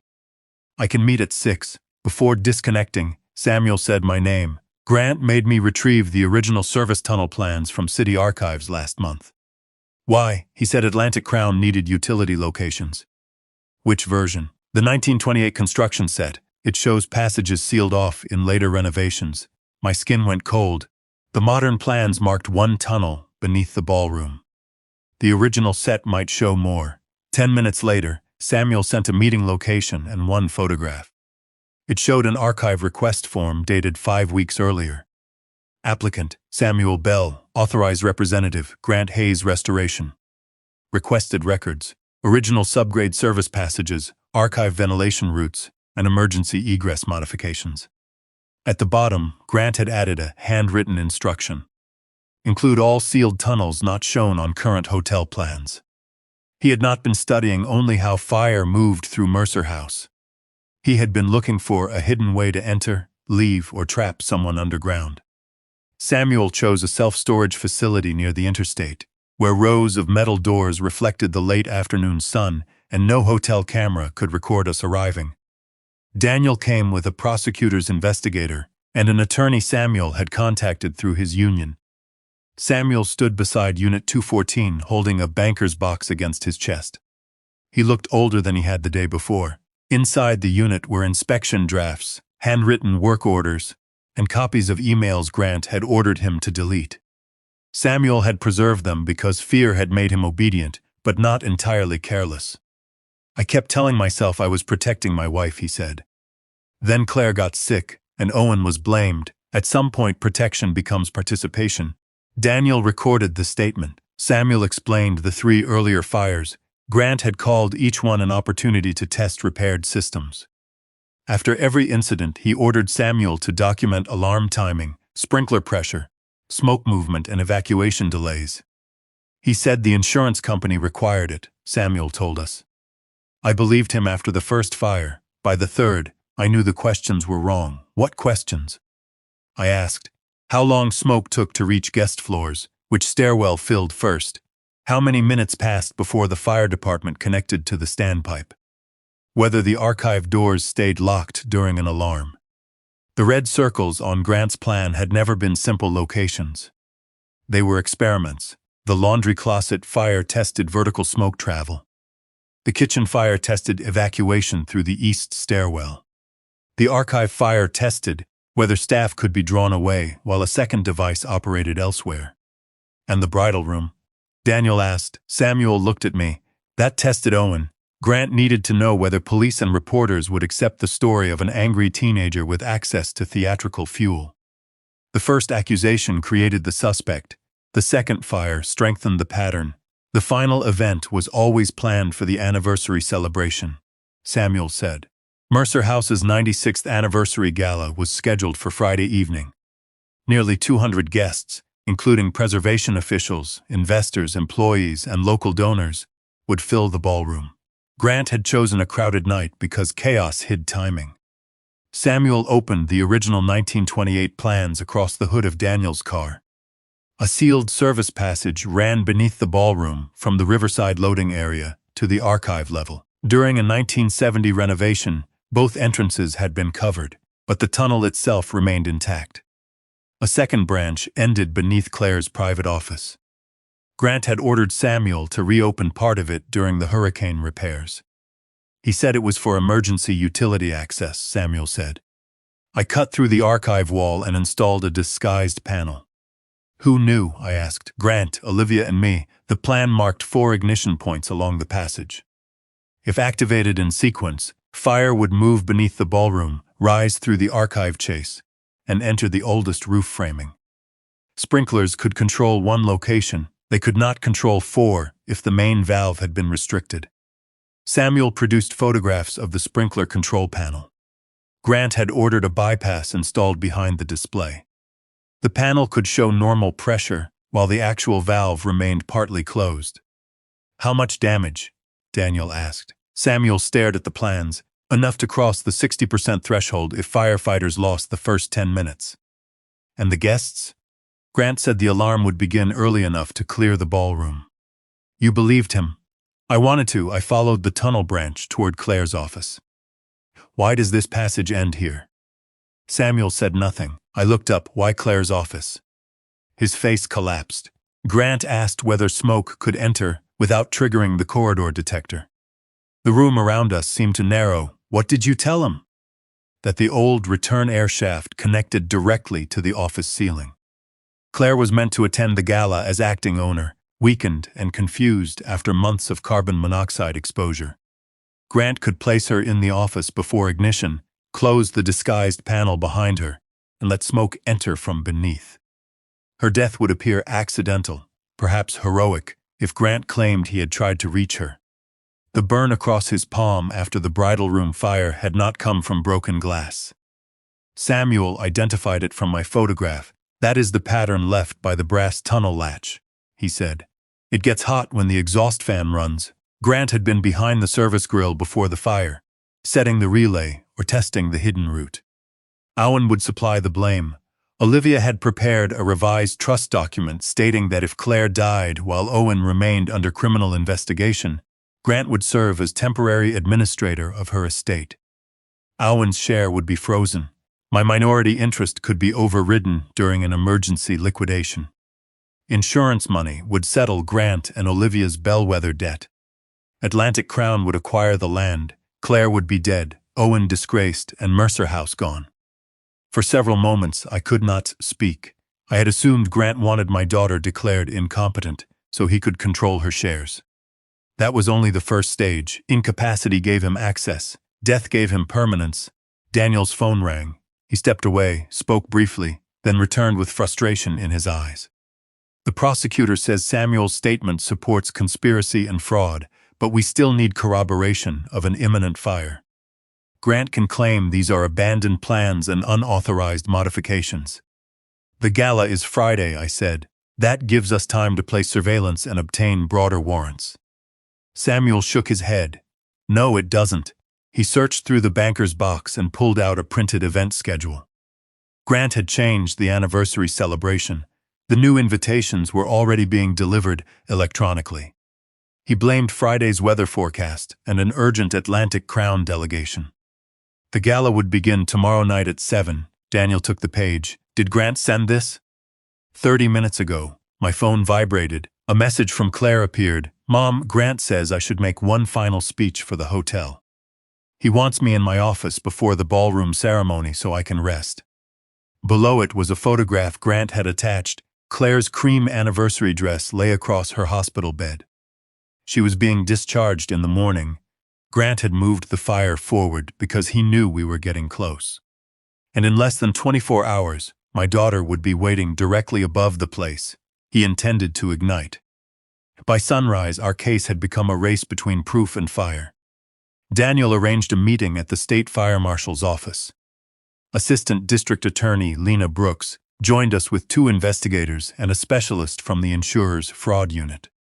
Samuel sat beside his attorney, the banker's box between them. Lena began with the problem. We can prove suspicious fires, falsified reports, insurance motive, and possible poisoning, she said. We can seek warrants for financial records and selected accounts. What we cannot yet prove is that Grant intends to ignite Mercer House tomorrow night. Samuel pointed to the original plans. He requested sealed tunnels. He ordered the sprinkler bypass. He tested smoke movement. He can call that emergency planning, Lena replied. He poisoned Claire. We can prove exposure to carbon monoxide and his print on a relay. Intent is disputed. I wanted to argue, but Daniel had warned me that outrage did not shorten the distance between suspicion and admissible evidence.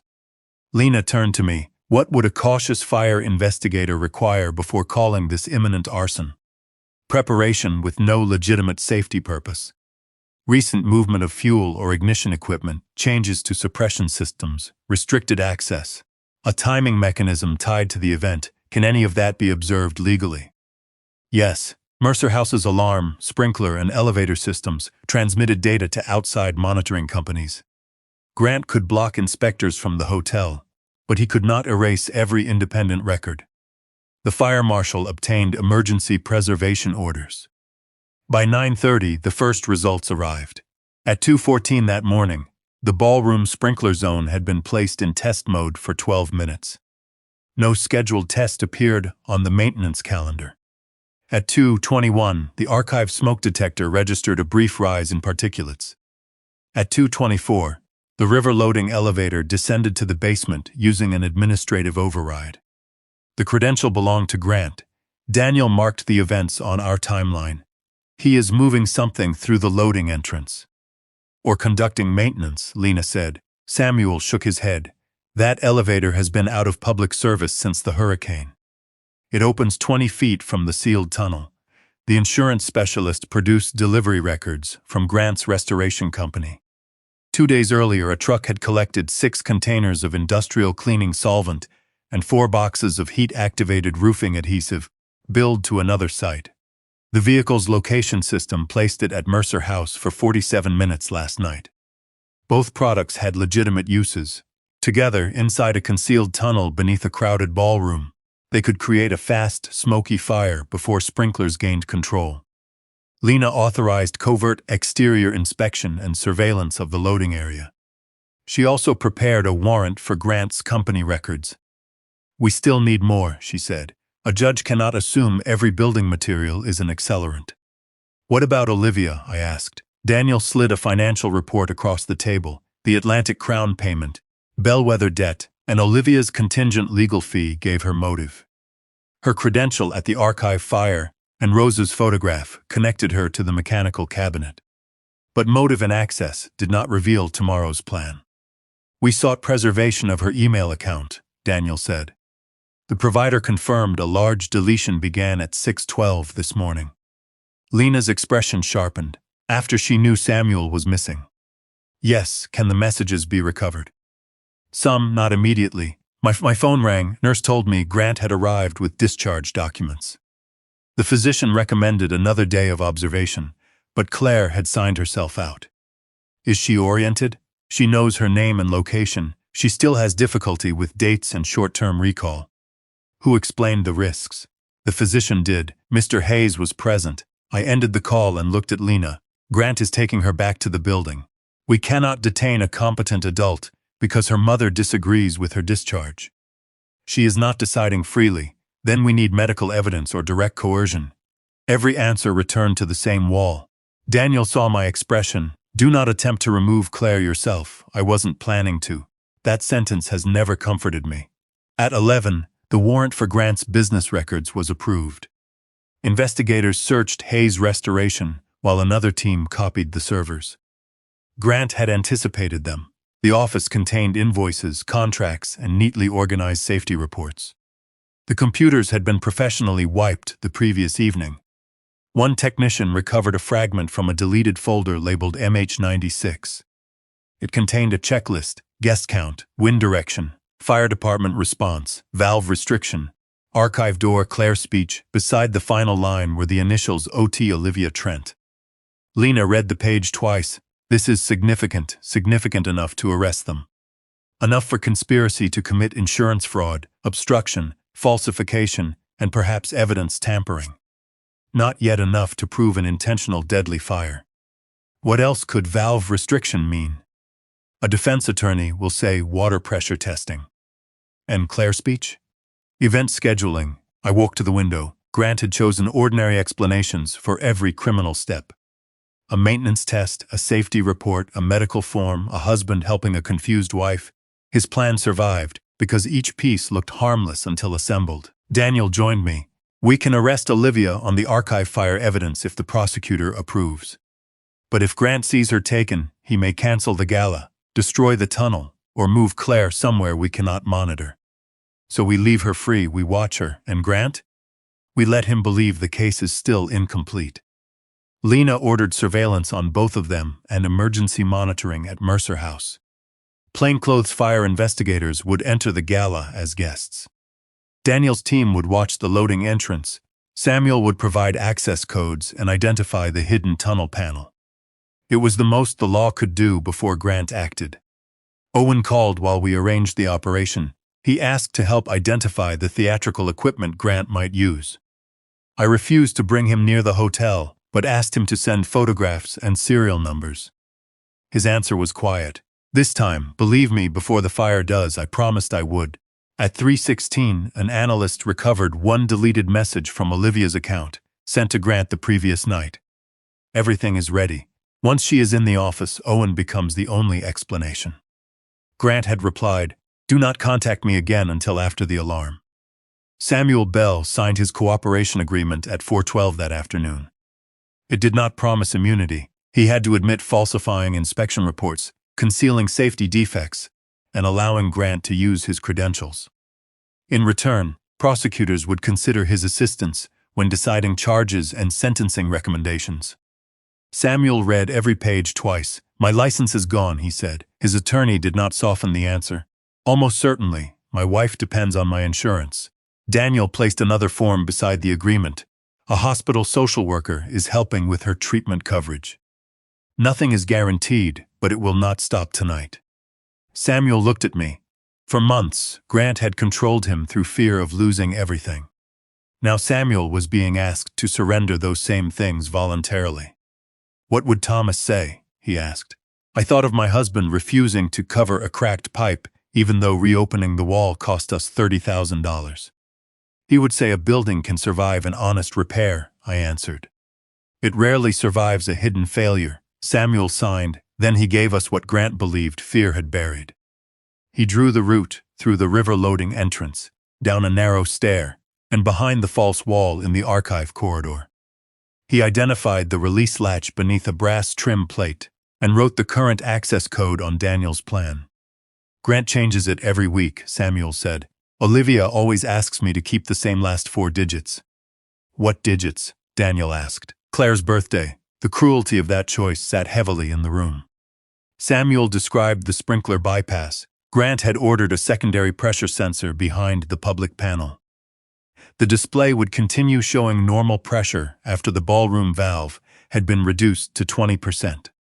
"I told him it could kill people," Samuel said. "What did he say?" Lena asked.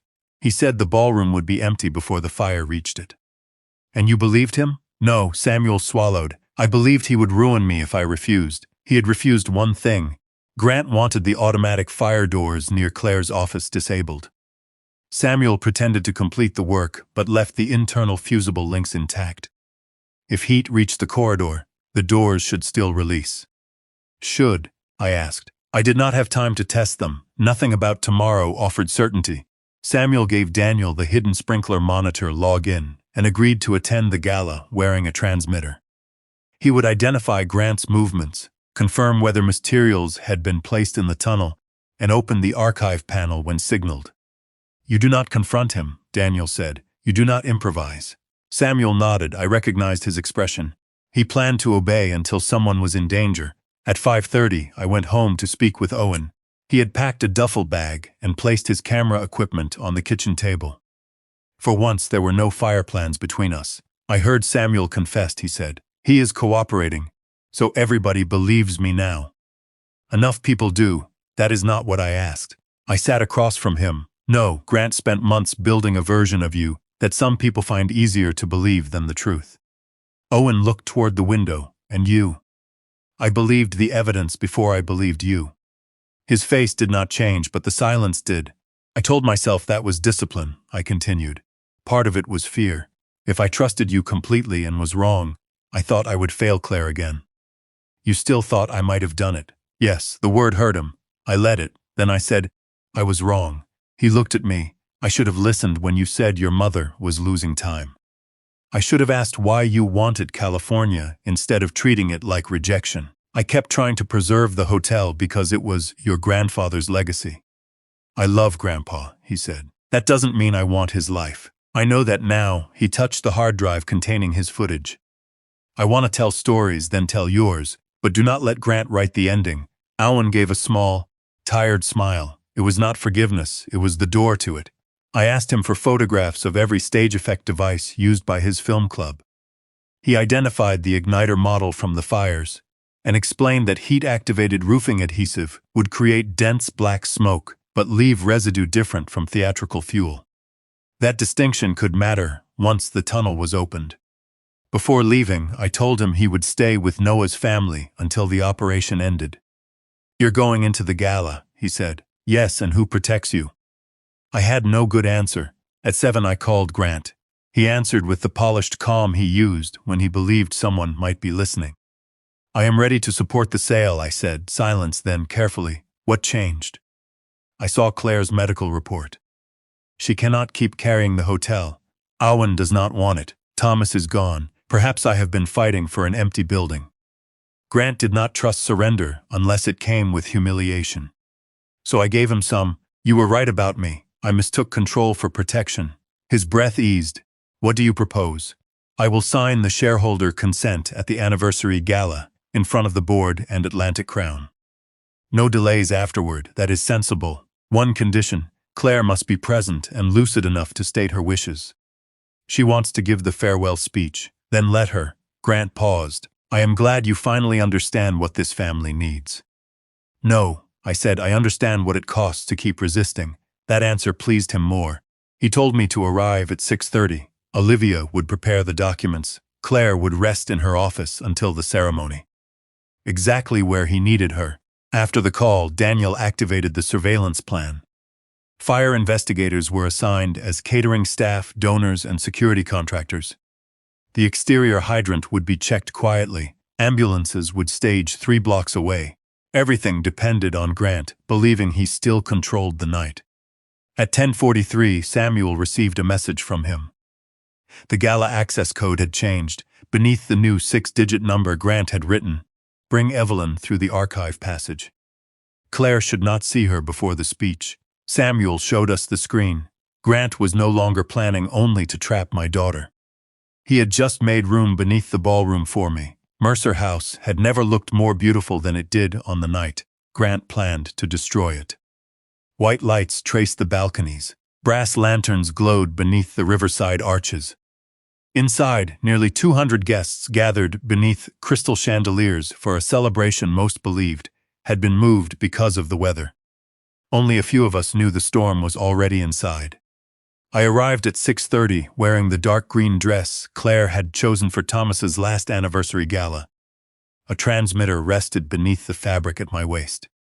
Daniel's team could hear me. 2 fire investigators posed as caterers. Another stood near the alarm panel dressed as hotel security. Samuel waited near the service corridor in a black suit. He gave me one brief nod. Grant came down the staircase looking rested and confident. "Evelyn," he said, taking both my hands, "tonight can be a new beginning for someone." I replied. His eyes searched my face. I lowered mine. Olivia approached, carrying a leather portfolio. She wore silver, the same color she had worn at Thomas's funeral. "The shareholder consent is ready," she said. "Atlantic Crown will witness the signatures after Claire speaks." "Where is Claire resting in her office? I want to see her." Grant's smile remained fixed. "She needs quiet. You can speak with her after the ceremony." The office lay beyond the archive corridor, directly above the tunnel branch Samuel had marked. A Hayes restoration guard stood at the hall entrance. I glanced toward Daniel. He did not look at me, but one hand moved against his jacket. "Hold position." Olivia guided me to a table near the stage. The first document transferred Claire's operational authority to Grant. The second approved negotiation of the sale. The third converted Owen's future ownership into a managed cash trust if the hotel became unusable. "You prepared for several outcomes," I said. "Responsible counsel prepares for uncertainty, and profitable counsel." Her pen stopped, then she smiled. "Still fighting, Evelyn?" "No, just reading. I signed nothing." At 7:10, a video began showing 96 years of Mercer House weddings, storms, repairs, and family photographs. Thomas appeared beside a much younger Claire. Then the image changed to Grant standing with crews after the hurricane, presenting himself as the man who had saved the hotel. He had been editing our history long before he tried to burn it. At 7:20, Samuel disappeared through the staff entrance. His transmitter carried the scrape of a latch, then the hollow echo of the tunnel. "I'm inside," he whispered. Daniel answered. "Confirm materials only." 30 seconds passed.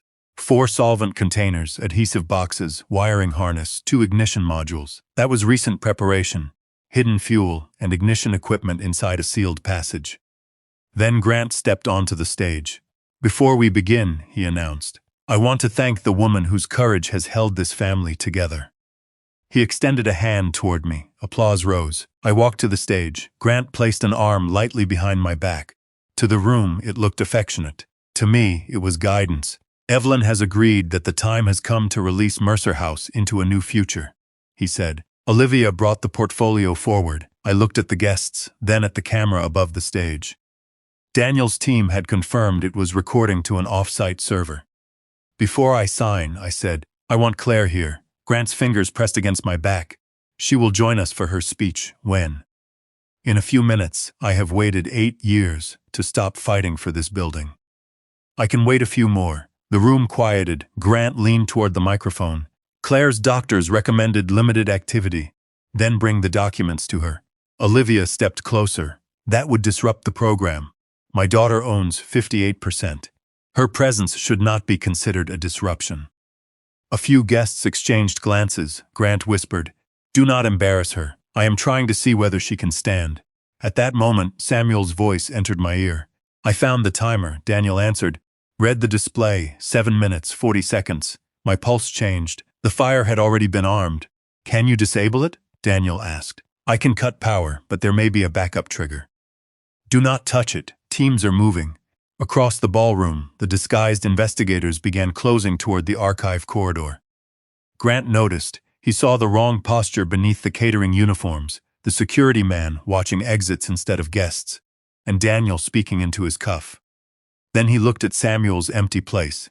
He understood. The ballroom lights flickered. Grant stepped away from the microphone. "Technical problem," he said. "Please remain seated." He caught Olivia's wrist and whispered something. She went pale, gathered the documents, and headed toward the side corridor. I followed. Grant turned sharply. "Where are you going?" "To Claire. You will see her after the speech. The timer is running, isn't it?" For the first time that night, his face emptied. No charm, no patience, only decision. He seized my arm and pulled me through the archive door before the officers reached us. Olivia entered Samuel's code, and the disguised wall panel opened into darkness. Grant pushed me inside. Below us, hidden cameras recorded the solvent containers, ignition wires, and timer counting down. Samuel stood at the far end of the passage. Grant saw him and stopped. "You should have remembered what happens to men who betray me." Samuel's voice shook. I remembered what happened when I obeyed. Sirens began outside. Grant removed a remote control from his pocket. Daniel shouted through my earpiece, "Do not let him press it." I stepped between Grant and the tunnel wall. "You cannot sell ashes if everyone hears why they burned." He looked at the camera above the conduit, then he smiled. Cameras survive only if the people watching them do. He pressed one button, metal doors slammed somewhere above us. A low mechanical warning began inside the tunnel.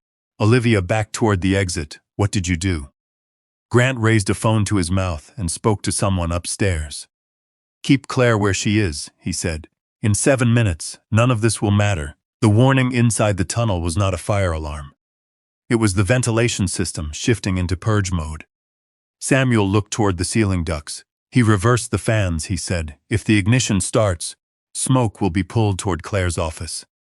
Grant still held the remote. Daniel's voice came through my earpiece.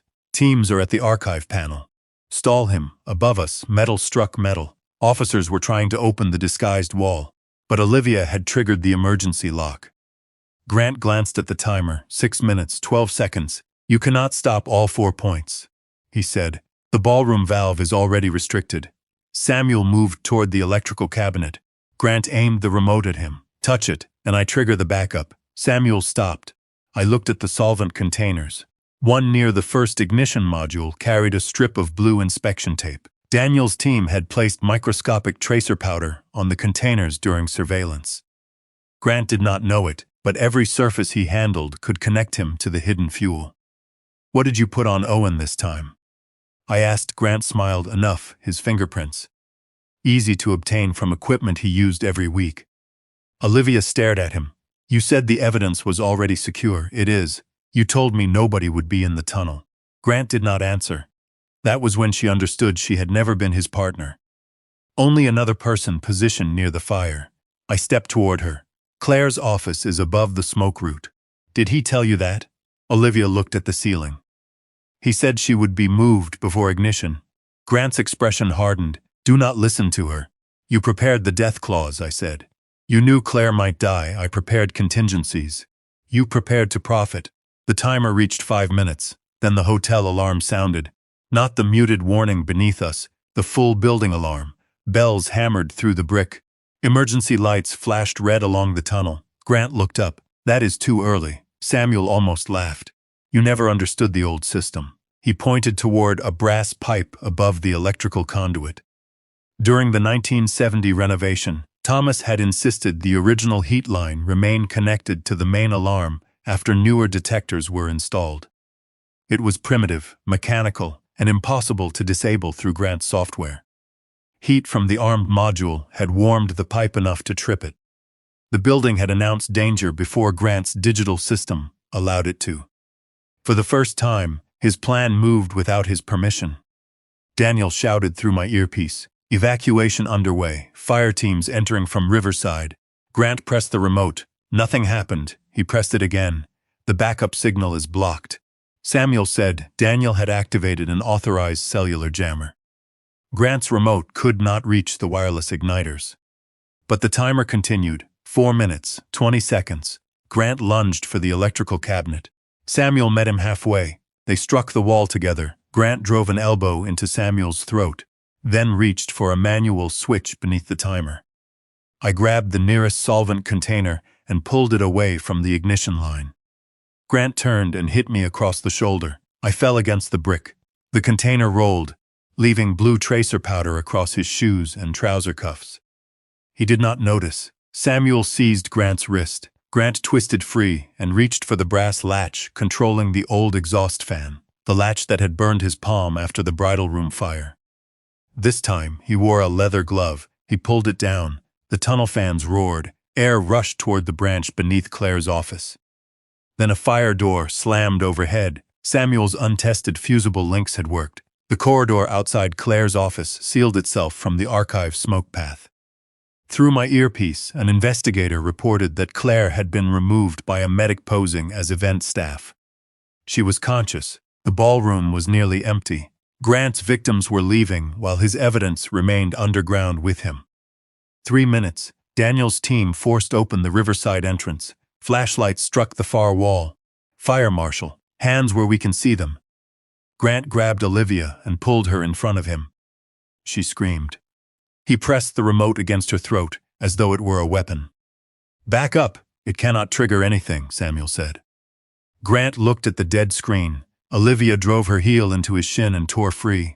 Officers crossed the passage. Grant ran toward the branch beneath Claire's office, but the hidden panel had locked when the alarm activated. He struck it once, then turned. There was nowhere left to go. They forced him to the floor beside the ignition module. When his gloved hand touched the blue-taped container, tracer powder covered the leather. The timer showed 1 minute, 8 seconds. A bomb technician cut the hardwired circuit. The display went black, no flames followed, only the alarm continued, loud and steady, telling the truth to everyone who could hear it. Olivia was arrested near the archive entrance. Inside her portfolio, investigators found the unsigned shareholder documents, a duplicate of Samuel's key, and adhesive film lifted from Owen's camera equipment. Grant had used it to transfer Owen's fingerprints onto an igniter. The archive fire device had been cleaned, then pressed with the stolen fingerprint film. Owen was formally cleared before sunrise. Claire returned to the hospital after hearing Grant's recorded tunnel statement. She listened without speaking, as he ordered someone to keep her in the office and said none of it would matter after the fire. Then she asked me one question: how long did he hate me? He did not hate you, I said. He valued what he could take from you more than he valued your life. That answer hurt her more because it was true. Grant and Olivia faced conspiracy, attempted arson, insurance fraud, evidence tampering, and charges related to Claire's poisoning.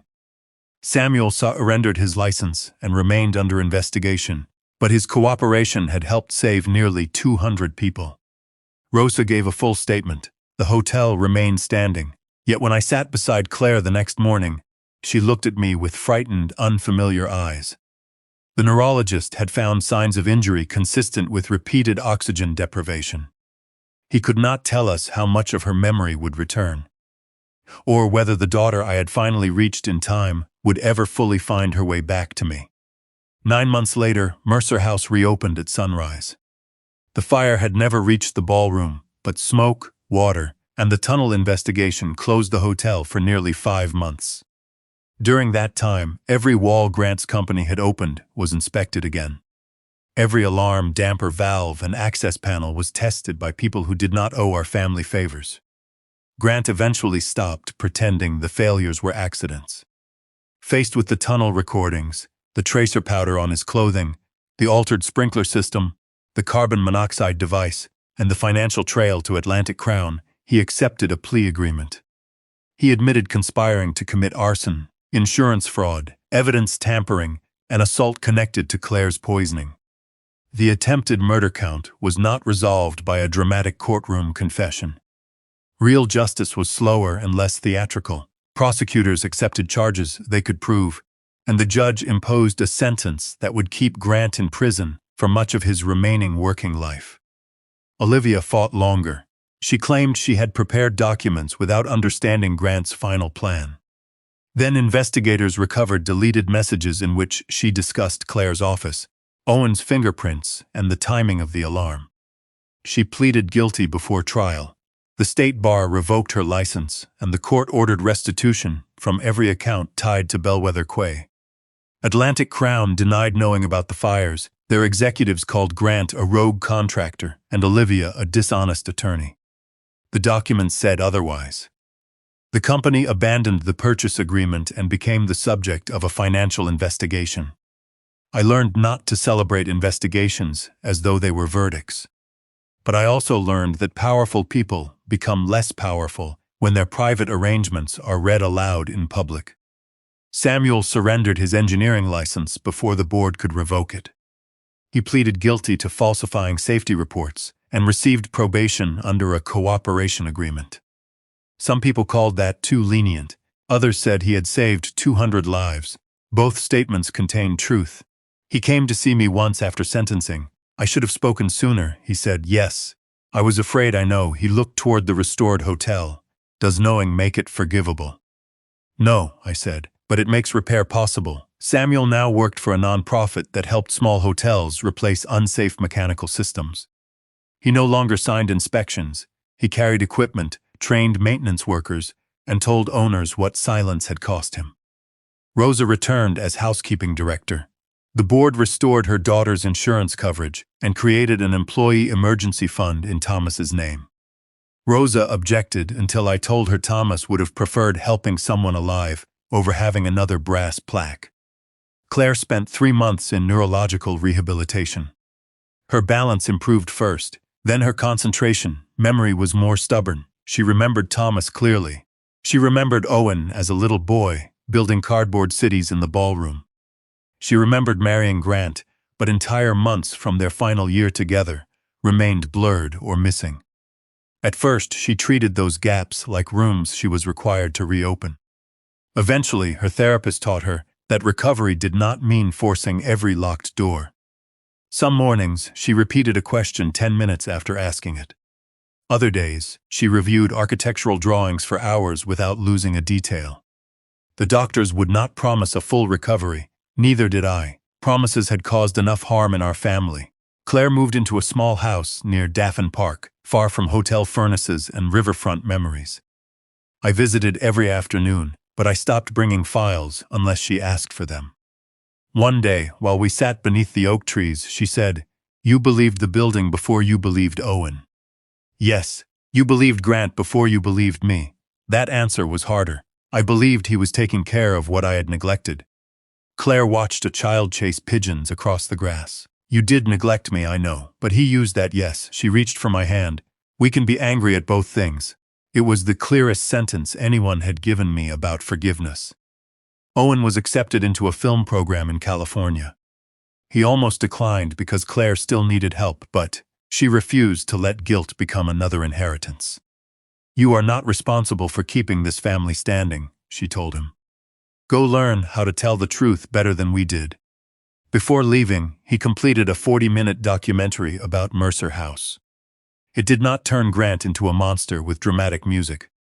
It showed maintenance reports, family photographs, fire diagrams, and interviews with employees who had noticed small things but stayed silent. He titled it, "The Building That Remembered." At the first screening, I sat beside Claire in the restored ballroom. When my younger face appeared in an old news photograph, Owen's narration said, "My grandmother spent her life proving that damage leaves a pattern." She had to learn that families do too. I pretended not to cry. He pretended not to notice. We changed the ownership of Mercer House before reopening. Claire kept a minority share but resigned from daily management. Owen's trust was separated from the hotel's operating debt. My interest went into a conservation trust with an independent board, employee representation, and a prohibition against using the property as collateral for private ventures. No single relative would ever again control the alarms, the money, and the story. On reopening morning, Claire, Owen, Rosa, and I climbed to the rooftop before the first guests arrived. The Savannah River moved below us, gray beneath the rising sun. Glass towers stood farther down the waterfront, but Mercer House remained brick, weathered, and imperfect. A technician tested the alarm at 8. The bell rang through every floor. Claire flinched, then smiled. "That one works," she said. I looked at my daughter, my grandson, and the hotel Thomas had loved. Saving Mercer House had once seemed like the same thing as saving our family. It was not. A building survives because people inspect its hidden spaces, repair what has failed, and refuse to paint over dangerous cracks. Families require the same honesty. We did not return to what we had been before Grant entered our lives. Some memories never came back. Some trust returned slowly. Some guilt remained where it belonged. But that morning, when the alarm stopped and the river caught the first gold light, none of us mistook silence for safety again. If this story leaves you with anything, let it be this. When someone keeps answering for the person you love, do not only listen to the answer. Look at who has been denied the chance to speak.